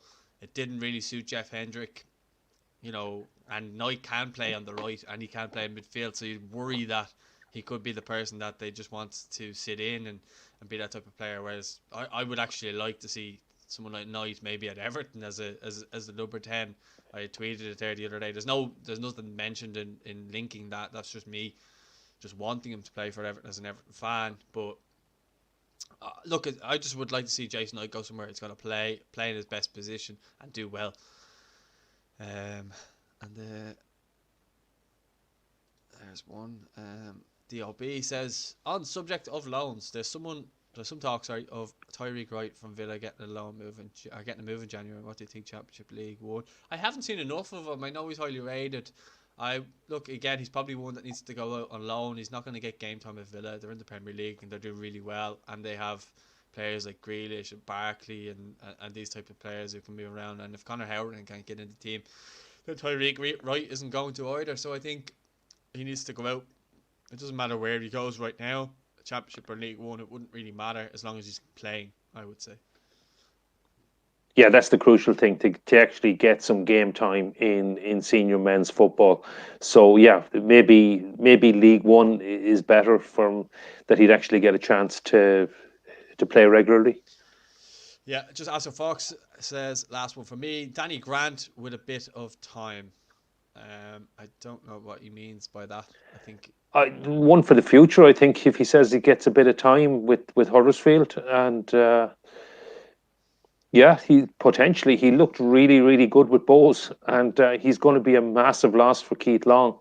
So if he gets a bit of game time, and I think the Huddersfield deal that was confirmed, was it? I'm jumping the gun. He can play from January onwards, so I expect him to play in the next couple of weeks, or he might even be playing today. I don't know if they're playing or not, but speaking to him, he's been training with them. He's over there, so he's completed his move after Christmas anyway, so it is done. It's just a matter of when he plays for his game. It could be fitness, it could be, he would have had a Christmas break and stuff like that. But I think on Stevens this day or the day after, he was on Instagram saying that he was flying over, and I've seen pictures of him in the Huddersfield kit and training now. So I'd say in a couple of weeks he'll probably play. I think he could be someone who maybe we need. That could be something going back to a creative player that we need. That could be something that Axel was talking about, but we never know. Look, I think he needs time to develop and see who he gets on. At the moment, for all our Irish players, it's all about development and seeing how we get on. But we just have to wait and see how all these things can play out. For every good player we have, for every 10 good players we have, only 2 or 3 generally tend to go on to be really top players. If all of them went on to be top players, we'd be laughing. But it just generally doesn't seem to be the case, because players need to be playing to get the best out of themselves. And just the way a lot of English clubs are, they tend to play foreign players a lot more than they would play, say, Irish or Scottish or Welsh type of players, So let's just see how it goes with that. And Axel is... Leicester have just scored, actually. They've just gone 1-0 up. Good run from Jamie Vardy down the left, laid it back to the edge of the box, and I think, is it Tielemans that's put it in? Just let me see who's... Is it Harvey Barnes running from deep? No, it's James Maddison, actually. It's James Maddison that's finished it from the edge of the box. And it's just gone in there for me now, Yeah, lovely goal. Irish eligible Maddison? Unfortunately not anymore, but no, I think that was... Anyway. Well, I would definitely have wanted him, but I think this was classic agent talk. He had missed out, probably very unfortunate to have missed out on some England squads. And suddenly his agent was saying that he was eligible for us and he would consider playing for us. And hey presto, he's in the next England squad, and he's since played for them. I don't mind that so much, to be honest, Paul. It was agents. It was maybe just using the newspapers or something like that. I don't think he was, though. I think it was between himself and Rice. And Grealish. Sorry, I think it was between himself and Grealish. They were always talking about. They're always comparing the two, and then I think he's played since. Someone's there said in the comments there as well. Maddison's already played for England, I think. Look, he has. He's definitely played for England. He's competitive caps for England since that all broke up. So I don't think it's been given. It looked. Yeah, I'm surprised VAR hasn't looked at it as well, but it's just played on, so I don't know. It's Irish eligible Callum Wilson. So, no, he's no longer eligible either. That's another story. Allegedly. But I think it was in his case. I think it was a great grandparent that was Irish. Yeah, but people were trying to say that he was, Yeah, no, I think there was certainly talk at one point that he was, but I think it wasn't. He didn't have an Irish grandparent. It was an Irish great grandparent. I'm just seeing the replay here. So he goes in for the tackle there. I think it's Harvey Barnes. Or he does get the ball. It was actually a good tackle. Yeah. Good decision, ref. No sign of Jeff Hendrick though. Still, and it's coming up to the 56th minute mark. Now, when you think now with a goal down, and you probably will see some changes from Newcastle. But of course, it really suits Leicester now to play on the break. I mean, they're the ideal club to play in the counter attack and sit back, soak up a little bit of pressure from Newcastle, and Vardy just hit teams on the break and make it 2-0 and game over. There's an interesting name there. Testicles says, I really hope Knight doesn't leave. I bet he uses Manscaped. I really hope Knight doesn't leave. They don't know how to treat Irish talent. Look at Hendrick. Look at Robbie Brady, though. Also, look at Kevin Long. He's been there long enough. Yeah, I thought it was a and funny joke. Jimmy Dunn there as well. I mean, I don't know. I mean, I think Burnley's a fine club, and they're probably just punching above their weight. And I mean, Sean Dyche has said he's done an amazing job. There's been very little investment. I don't know. I think they were nearly set up just to take the Premier League money and go back down, and he's kept them up. So yeah, they mightn't be the most attractive to watch on the eye, but yeah, Kevin Long is a very good shout because I know he's lost his place again, but he did really well for Burnley when they had injuries at the back, and he's next in line if either of their two centre backs get injured, and he did really well for us, and he's still an option for us as well, and still relatively young, and he certainly hasn't left us down, and. Probably his problem is that we've quite a number of players in that position. We're talking about Kieran Clark, we're talking about Darrell O'Shea, Shane Duffy and John Egan as well, obviously. So yeah, I think he's reliable though, as you said. That's the key thing there with him.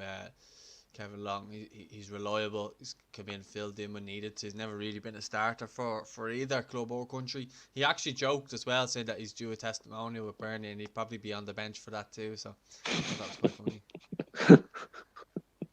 So yeah, just kind of on the topic of the League of Ireland, in terms of, you know, they're talking now that it could be March before the league actually starts. So, kind of, what's your view on it? yeah, no, I saw it. I think it was Neil O'Riordan had the story first, and there's a couple of smart comments I thought from somebody in Bowes saying, "Yeah, good, pity they didn't tell the clubs about it." But yeah, it does seem. I think the story's got wings since then, and yeah, it does seem to be. I think they're talking about late March now. Even to be honest, Paul, I think it makes sense. Look, more than nearly any other league, our clubs and our league needs fans at games, and not just look as fans. It would be great to be going to games, but also for the money that they bring in, and we're far more dependent on gate receipts than many of the bigger leagues who've got big TV deals, big sponsorships, etc. It's the paying customer makes such a difference to League of Ireland clubs, and look, it's awful times, it's scary times. The virus numbers are going up and up, so there is no chance of fans being at games in the next few weeks. So I think the later we leave it, and hopefully with a vaccine coming on stream, that the later we start the season, I think the better. And it makes sense for clubs trying to go back to training and everything. And I think a late March start, or even want to go into April. Now, I'm not sure if we'll even have fans in at that stage, but hopefully within a few weeks the fans will be allowed back to games. And I don't think there's a rush to start the season. I mean, we needed to come back and we needed to finish the 2020 season. We needed to get our clubs qualified for Europe. But for 2021, I don't think we should be in a big rush. I think it's probably better to start as late as possible, maybe play more midweek games over the summer, even if we had to lose a round of the league. And but hopefully be playing most of our games in 2021 when you can get at least limited crowds through the doors. I mean, if the clubs could even get season ticket holders or get 30-40% capacity or something like that, and maybe hopefully coming up to full capacity in the autumn. So yeah, I think it makes perfect sense. I don't think it's been officially confirmed, but it looks like it, and it makes sense to start late March and possibly even in April. All right. Well, I have it here up on the RTE site here. So it says the 2021 League of Ireland season will be delayed until at least the 19th of March. The FAI met with the National League Executive Committee yesterday, the body which features 5 clubs elected to represent all 19 teams, and a decision was reached to move the start date to the Premier Division until after St Patrick's Day. The First Division date has been changed to 26th of March. Last season, the top flight campaign started on the 14th of February, Valentine's Day. A later date of 26th of February had been indicated for the 2021 campaign due to COVID-19 landscape, but with crowds unlikely to be back at games in the first quarter of the year and the public health situation also uncertain, the decision was taken to push back the start of the campaign even further. The 2020 season was only able to resume after lengthy discussions on format and a financial package which was in the region of €2 million. Clubs must now decide whether to delay pre-season training, which typically starts in the next week for the majority.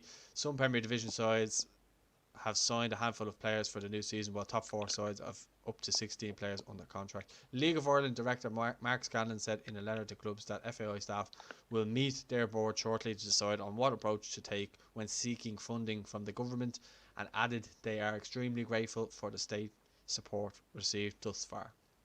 So that's up on RTE's website. So there you go. That's pretty much the information on it, as I said.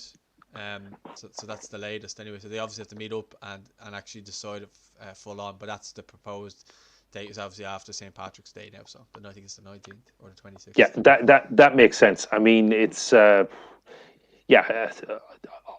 think it's the right decision, and it just confirms the story. Neil O'Riordan had it before everybody else, so hats off to him. But I should start reading the news. Yeah, or just follow him on Twitter. Yeah. Just a couple of comments there as well. David Salt, I'm not so sure what he's saying this to you, but he says, Gary, just wondering if you've been in touch with Paul Kimmage or Roddy Doyle yet. No, David, and I've never met either of them. I'm not sure why, but. Roddy seems like a bit of crack. We should get him on a watch along sometime. He'd be hilarious. Oh, he's brilliant, a brilliant writer. They both are brilliant writers, actually. But box office. Yeah, I've never met either of them. Yeah. What about the Rod Squad? That's one of the best documentaries ever. That is. Yeah, that I did. Yeah, it was brilliant, and yeah, I like. I mean, Roddy's pretty controversial character, but he is. I like Roddy, and I certainly enjoy watching him. He's a real character. I know I see you making signs there, but no, I'm talking about. It just dawned on me. Your book. That's what he's talking about. Okay. David's obviously on about the book that you're supposed to write. Well, yeah, someday. Yeah. Yeah, so I think that's what he was getting at when he said it. Had you been in touch with them? That's what he meant. So. All right. Okay. Yeah. It makes sense now, you know. It does. Yeah. So you haven't been in touch with them yet, anyway, no? No, not yet. But hey, there's an idea to get Roddy on for a watch along in the future. When we get our own studio, when everybody starts deciding that's watching to subscribe and like the video, it really helps the show. So when you all start doing that, and Manscaped pay us a lot of money one day, we'll have our own studio. We'll all be trimming our balls on it, and yeah, we'll be able to get people like Roddy in. Not sure if we get him trimming his balls or not, but we'll get him in. Paul Carr says, Knight should stay at Derby till at least the end of the season, unless an offer from a club that plays some good football have an interest in i.e. Southampton, Villa, or even Leeds could be clubs that suit him. I actually think that is a great comment, Paul. And Southampton or something like that. I don't know if you get into Southampton just purely because they've got Ward Prowse and these types of players, very energetic midfielders already. And would he get in ahead of them and start ahead of them? You don't know. He's not really proven in the Premier League right now. You might take some time to adapt. You wouldn't know. He could walk straight into the team. You'd never know. Until he's given that opportunity. Villa, again, I mentioned players like Ross Barkley and Grealish, and they've got your man Douglas Luiz and other players like that as well. Howerton can't get into that team. So, would he get in there? Leeds, under Bielsa, you never know. He could be Bielsa's type of player. I'm sure he's come up against him in the Championship last season and you would have seen him up firsthand. So you just never know with that one. I do agree, though, I would like to see him at a club like that doing well, but that could be a couple of years down the line. You got to remember, he's only 19 or 20 as well. So we got to be patient maybe on those players making the jump straight away up to those clubs because it could damage their development. And we might as well call this the development show because that's all we've been talking about. But it is something that, seriously, you got to consider. Yeah, I think Leeds actually is a great shout for Jason because his energy and his what he brings to the game would actually be the club would suit his style, and I think he'd suit what they're looking for. The only problem is the relationship between Leeds and Derby is been pretty bad in recent years. Yeah, for going back to Spygate exactly.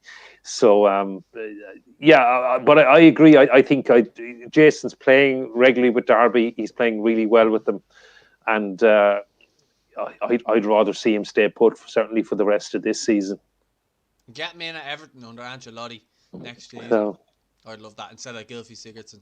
I would love that, but then again, would that be a good move?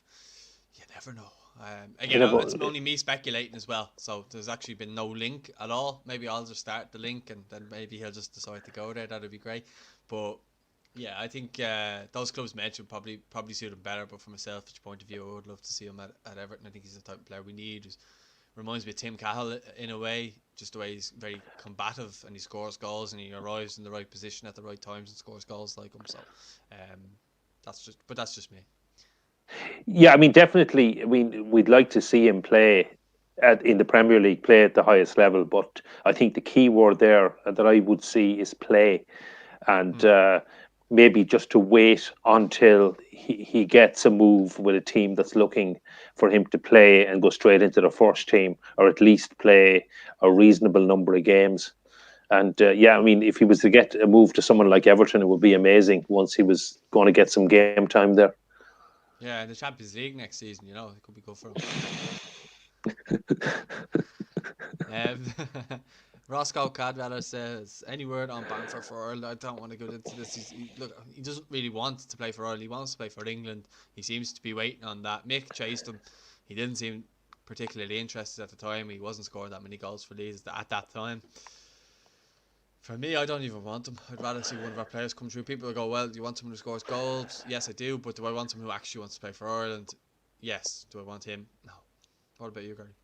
Yeah, I mean, it's hard to blame the guy. I mean, it seems like he, as you say, he is going to wait for England. I don't know if he wanted to play for us. Yes, I'd actually be delighted, and I wish he would declare, but he would have to want to.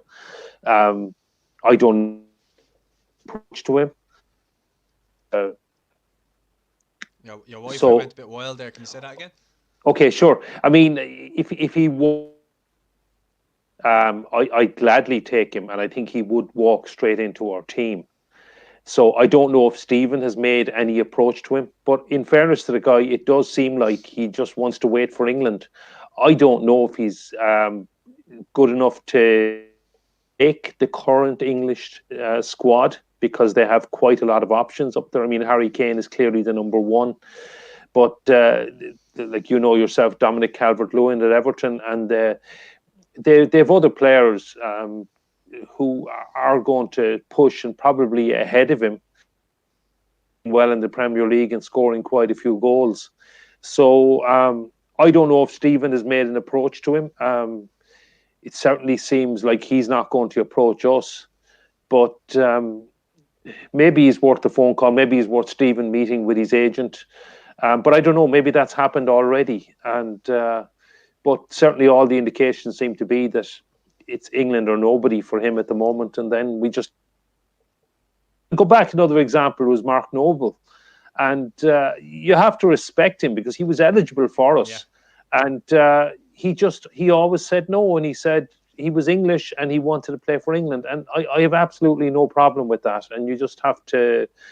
I wish it was different, and I think he could have made a difference for us. But I have to respect him, and that's what he says, and he believes he would only play for England. And I mean, there are other players who qualify for numerous countries and that end up making a choice and maybe would have made a different one at different stages. And I think Leicester have just scored again, so I've actually totally missed that one. But yeah, that's my view on it. I don't think Patrick Bamford is going to play for us, unfortunately.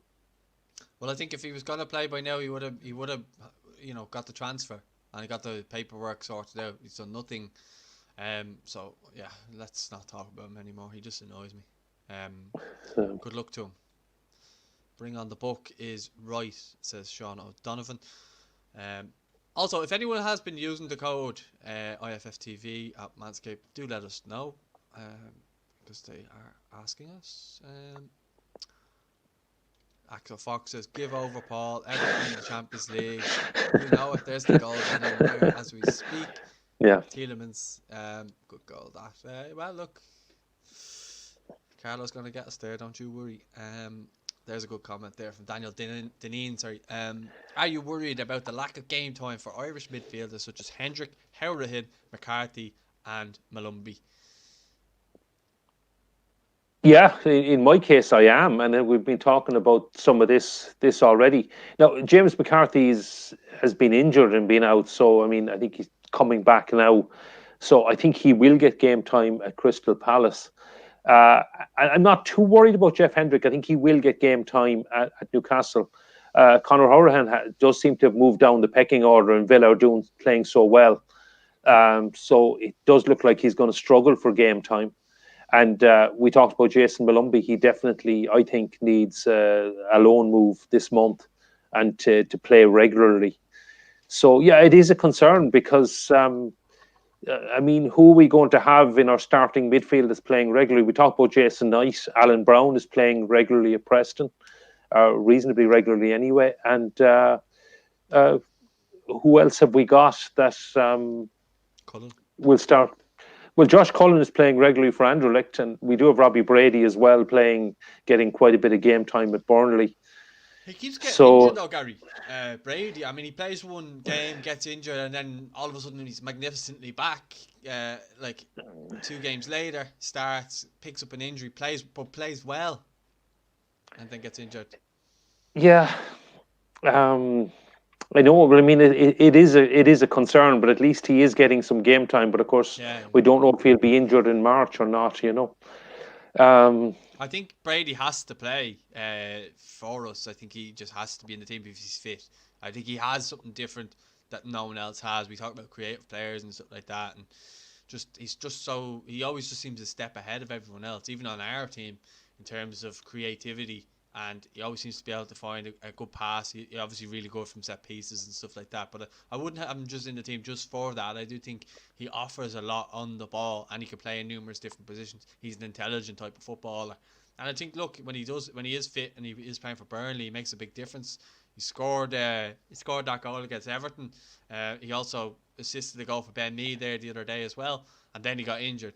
But he is making a difference at Premier League level, which you can't say that about a lot of our other players. And another player who keeps getting injured as well as Aaron Connolly. I mean, he scores a goal, gets injured. Looked like it was a hamstring injury last night he went off with, but nothing was confirmed either. But I think he'll benefit from the break now. He obviously got the hamstring injury when we played England. He picked up a hamstring injury in training then as well. So you'd worry. I hope it's not a case where that's going to be a recurring injury for him, because obviously a lot of his game is based on pace, you know, similar to Michael Owen, I would say. Not saying that he is similar to Michael Owen, I'm just saying he used to get a lot of injuries like that, and then by the time he was 26, 27, he just had to rely on being a good finisher in the box, you know. Yeah, so I agree. I think Robbie Brady would start if he's fit in March in Belgrade. And I fully agree on the creativity. He probably is our most creative player. And I think he does bring something different. I know Conor Hourihane can be good at set pieces, but I think Robbie Brady's just that extra bit of quality. And he would be the person to have on set pieces. And possibly our best hope of a goal in Belgrade in particular would still be something from a set piece. So, yeah, I think like Robbie... our only goal in 2020. Yeah, okay. But I think, yeah, so I think Robbie Brady will start in March if he's fit, and hopefully he will be fit and available. And I think he will get enough game time.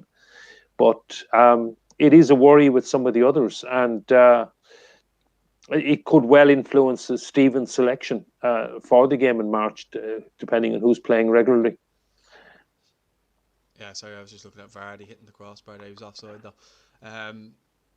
It was like a strike against Liverpool all those years ago when they won the league. He's just off.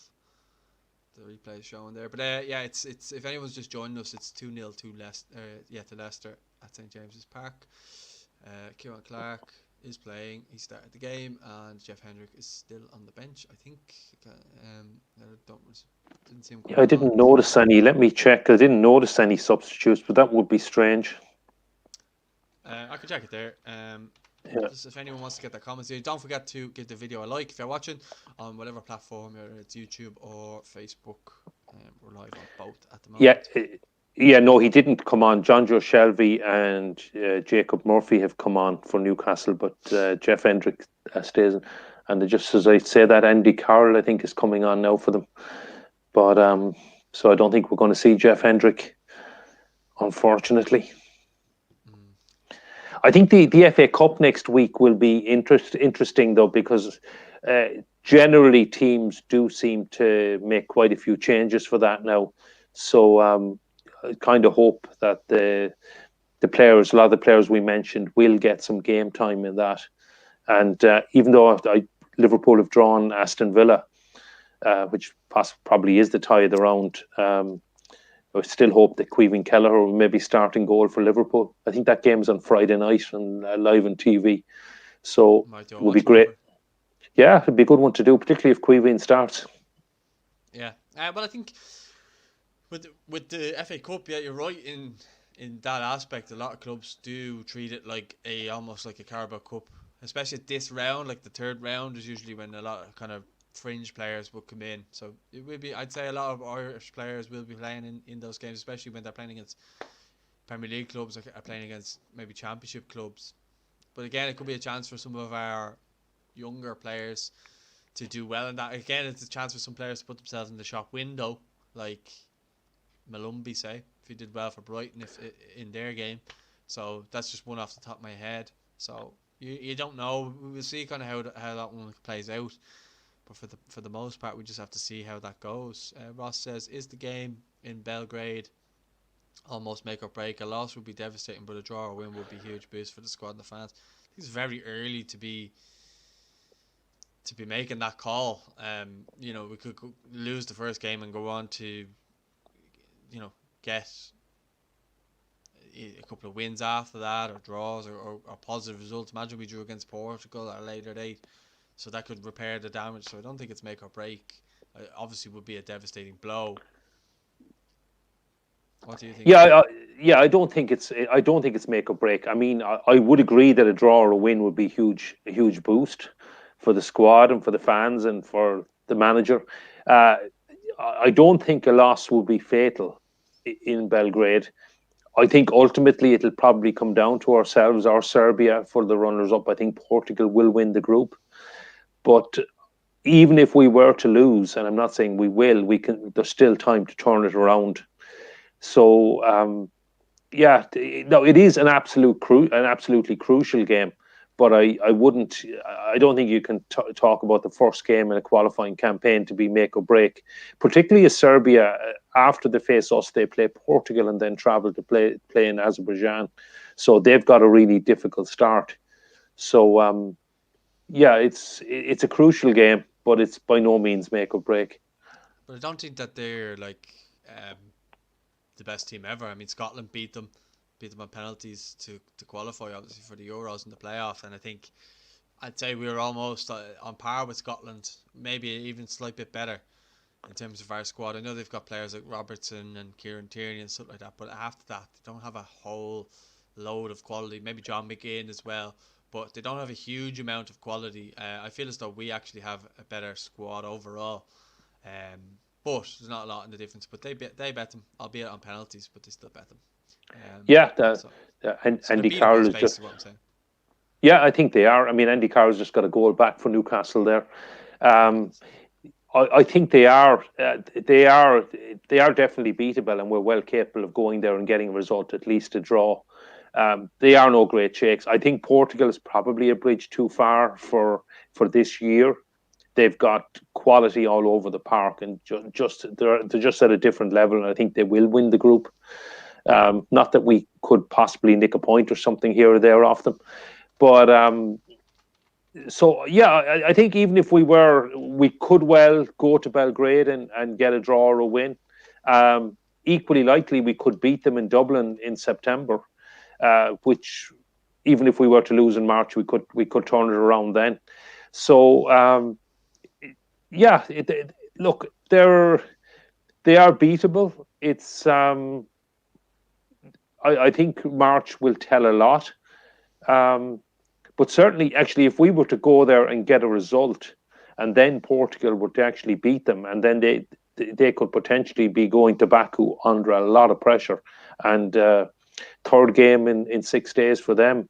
They're actually the ones that could come out of the March break under a lot more pressure than us. So yeah, time will tell, but it's. We certainly have a chance, and quite a good chance of going there and getting a result.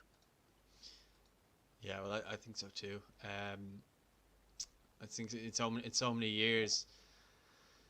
Oh, hang on now. David Salt is asking there something. He goes, Paul, speaking of more game time for Irish midfielders, my missus wanted me to ask you about the Manscaped link in the video description. Yeah, go for it, David. I've used it. They sent us out one. It works fantastically well, and you can use it in the shower, so it's a win-win for everybody. And yeah, you should get more game time from that as well. And thank us later. Don't forget to use the code IFFTV for 20% off and free shipping. Actually, Robbie Keane there says, Paul, did you get to use the Manscaper on Gary yet? Go on, Keano. 68 goals for your country. But Paul Carr says Hendrick started well at Newcastle but is struggling at the moment, and that shows when he isn't even coming on the pitch today. He's also become a target for the Newcastle fans on social media despite not deserving it. I think maybe he should leave in January. I think that's becoming an ongoing trend in terms of Irish players and new clubs. A lot of Irish players seem to be getting a lot of stuff and grief of fans. So like Shane Duffy for Celtic, say Hendrick at Newcastle and stuff like that. You'd almost worry that social media is a dangerous place for players at times, you know?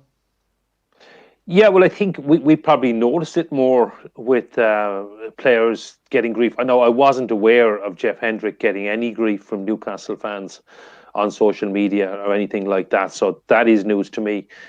I know Shane Duffy is getting a lot of grief from Celtic fans, and certainly he's not playing as well as I know he went there probably expecting to be starting and playing every week and to make a difference, I think, to improve them. And unfortunately, it hasn't worked out like that. And it's probably, unfortunately, it's a sign of the times in general of players that don't play every week or that fans perceive are not putting it in or not playing well enough, that they get a lot of grief on social media, which look, it isn't good to see, and particularly as Irish fans, we don't like to see Irish players getting it. We don't like to see anybody getting grief on social media. I think it would be very early for Jeff to move. I would still hope that he would get a lot of game time at Newcastle. Again, talking about the FA Cup next week. It will be a chance for a lot of players to get game time, maybe make an impression. There's so many league fixtures coming thick and fast at the moment. The season is being condensed. The clubs are playing twice a week. So I think there has to be some squad rotation, not just in the FA Cup, but in league games as well. So I would think that Jeff will definitely get some game time. But I would be worried if the fans are on his back already, which to me seems very harsh.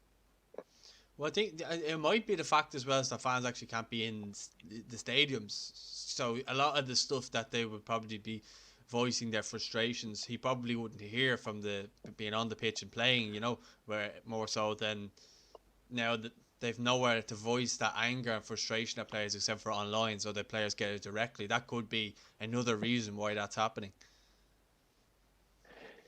Yeah, and maybe it's a good argument for players to, unfortunately, then to maybe go off social media and Not just fair block a though. lot. Block it isn't fair, but I mean, just maybe just a way to block a lot of it out. Now, I know there's a lot of positive stuff on social media as well, and it is a great way to reach out and to interact with the fans, and most of it is positive. I mean, uh, I see a lot of ex-players on social media and getting great reception and great interaction with fans, etc.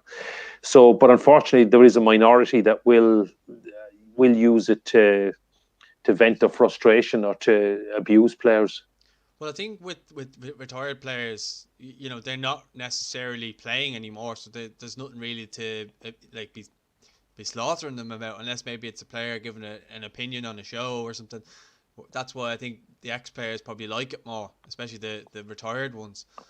Whereas look at players now, if they do one wrong thing in a game, they're the worst player in the world and stuff like that. There's a lot of. I would like to see. Good save, Darlow. He's a good goalkeeper as well. I would like to see a lot of players, or a lot. Sorry, not a lot of players. A lot of people who have to have verified accounts, not a blue tick. I just mean a verified account where you have to have a profile picture and you have to have your full name or something that legitimizes your profile, so you can't be coming on and just targeting people constantly. It's just a horrible way. We get people targeting us sometimes and something like that. It's handy enough we can just block them, but I'd imagine if you get at their level so many people, you can't just go around blocking everyone. Your head would be fried. Yeah, and I agree with you on verified accounts. Just to have real people that you can see, it's a real name, and I think people may be more careful. But then some of the things you do see and some of the abuse you see, it is real people, it is real names, and it's just some of it just is shocking. Um, so I don't know what the solution is, but maybe unfortunately it might lead to more players staying off social media. He says, keep an eye on the Newcastle comment sections next time Jeff starts, and you'll see what the amount of stick that he's getting. But as well as that, I mentioned that with our fans as well. Like sometimes we'll ask for the thoughts after the game, and players like Hendrick gets caned consistently, so he must be thinking, why do I bother playing football? It's just a cesspool of abuse he seems to get off obviously his club team, and I would say Ireland. There was performances for Ireland haven't been amazing, but I don't think he like for us. I don't think we go around bashing him and saying he was no worse than probably the rest of them usually, but he doesn't really offer a whole lot at the moment. Maybe that's because the players he's surrounded by, the way we play. But you would wonder, he did leave Burnley, which they did offer him a better deal, and he had the option to stay at Burnley. It's not like he was just told to leave; like he was given an option to stay there, and obviously his best mates there, and Robbie Brady is quite close with the family there, and I imagine he's quite close with Robbie's kids as well. Maybe he just wanted to change, but you'd be thinking, the Burnley fans probably loved him, and then he went to a place where there is a level, I suppose, of expectation at Newcastle. In hindsight, was he better off leaving? I don't think so. I think it showed a little bit of ambition for him to want to try and go somewhere else and get out of his little bubble, I suppose, in Burnley, and try and go see how he did it at Newcastle. Again, it's his first year there. Who's to say next season he won't go on to have a good season? You know what I mean? Again, everything's strange at the moment with the virus and all that type of stuff. So everything at the moment isn't. Nothing feels like, even watching football, it doesn't feel real really watching it, because the fans aren't there as much. So it's lost that little bit of a feel to it, I think, anyway. Yeah, and I certainly don't blame Jeff for leaving Burnley going to Newcastle, because, with all due respect, it is a step up. Newcastle they're a much bigger club than Burnley, and even they're probably a bigger club than their league position and form actually suggests as well. I mean, they have the potential there. I know I was saying earlier they haven't won a trophy since 1969. They haven't won a domestic trophy since 1955. But they are a huge club with a huge support base. And I suppose a far bigger support base, not just match-going fans. Obviously, nobody can go at the moment, but a support base on social media, etc. That then Burnley. So potentially, then of course, you have more of those fans, or even if it's just a small, tiny minority, it's a bigger minority that can get to abuse you. And I mean, I'm not doubting at all what Paul said. I hadn't been aware of it, and I hadn't been looking at the Newcastle message boards.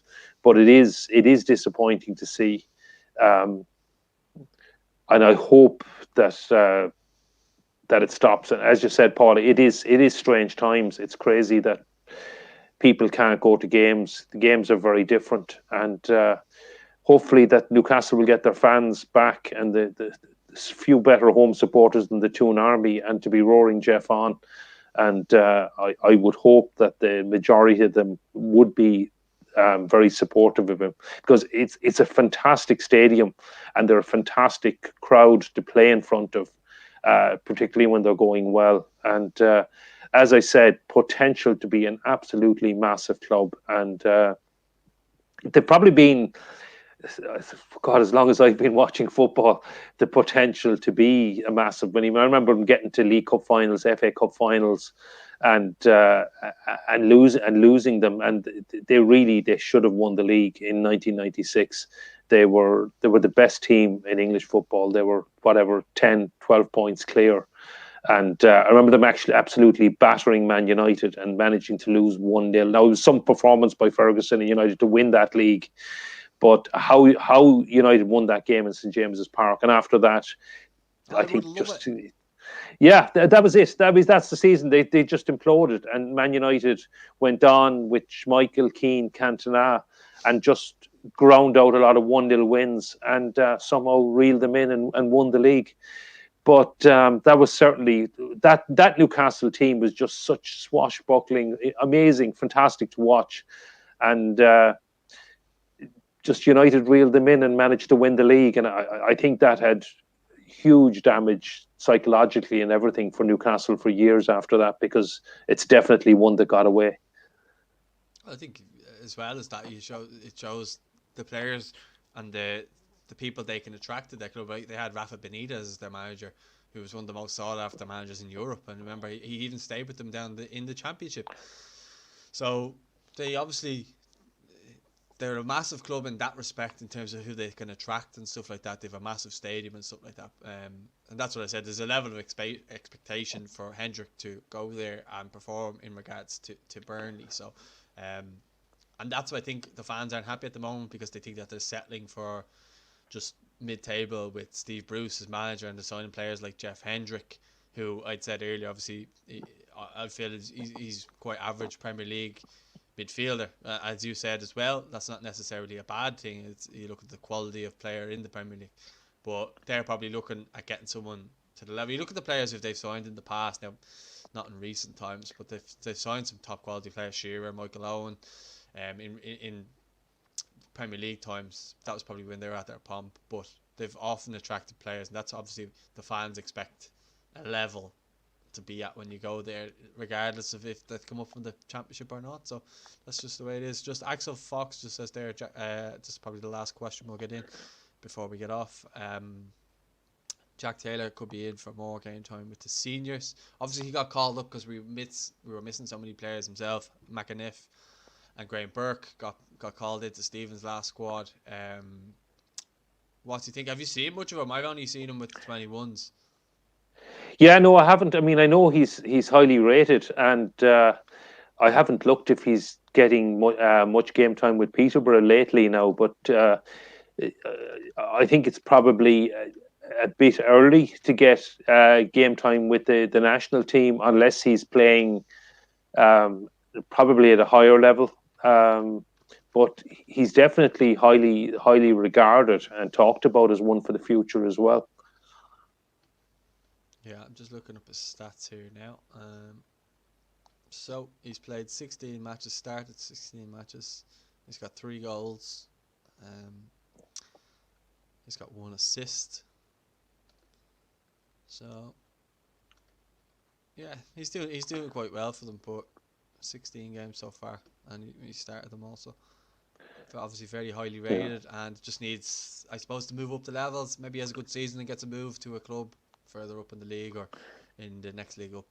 So they're doing well enough themselves now. I haven't looked at the League One table, I admit, for a couple of weeks, but they've been on the fringes of the playoffs, are pushing for promotion anyway. So he may well go up with Peterborough this year as well. So, but another one for the future. Yeah, all going well. You'd like to think. So I'm just looking at the table here. The 5th. At the moment, and they've got 2 games in hand on Lincoln, who are top. Lincoln, who we mentioned earlier, who I had forgotten about. So they've a game in hand of the teams around them as well, so they could go up to 3rd if they win their game, or joint 3rd with Portsmouth. So Lincoln, Hull, Portsmouth, Doncaster, Peterborough, and then Charlton, and then Ipswich under them. So there's a few clubs there with obviously Irish players, but all going well. He will probably get moved up. Then just lastly, David Salt says they were a super team under Bobby Robson, very entertaining brand of football. Yeah, they were. They had class players. Bellamy and all was another player who I probably forgot. Lauren Robert. Shay Given was obviously there as well. Top quality goalkeeper, probably the best goalkeeper. David Ginola was there. Yeah. I was saying Shay Given was the best Irish keeper I've seen, in terms of not best goalkeeper I've ever seen. But huge thanks to anyone who's joined us. That was the watch along. Really enjoyed that. We got some great comments in. That was the final score, 2-1 to Leicester. Unfortunately, our Irish lads couldn't get on the score sheet. Jeff Hendrick couldn't get on the pitch, which Kieran Clark played. If you're new to the channel, don't forget to subscribe. If you haven't checked out Manscaped, head over. Use the code IFFTV for 20% off and free shipping. Look after your balls. Gary, huge thanks for dropping on, and I'm sure I'll be talking to you later on. Everyone else, thanks for jumping on the comments, and I'm sure we'll speak to you all soon. Thanks for watching. Thanks, guys. Cheers.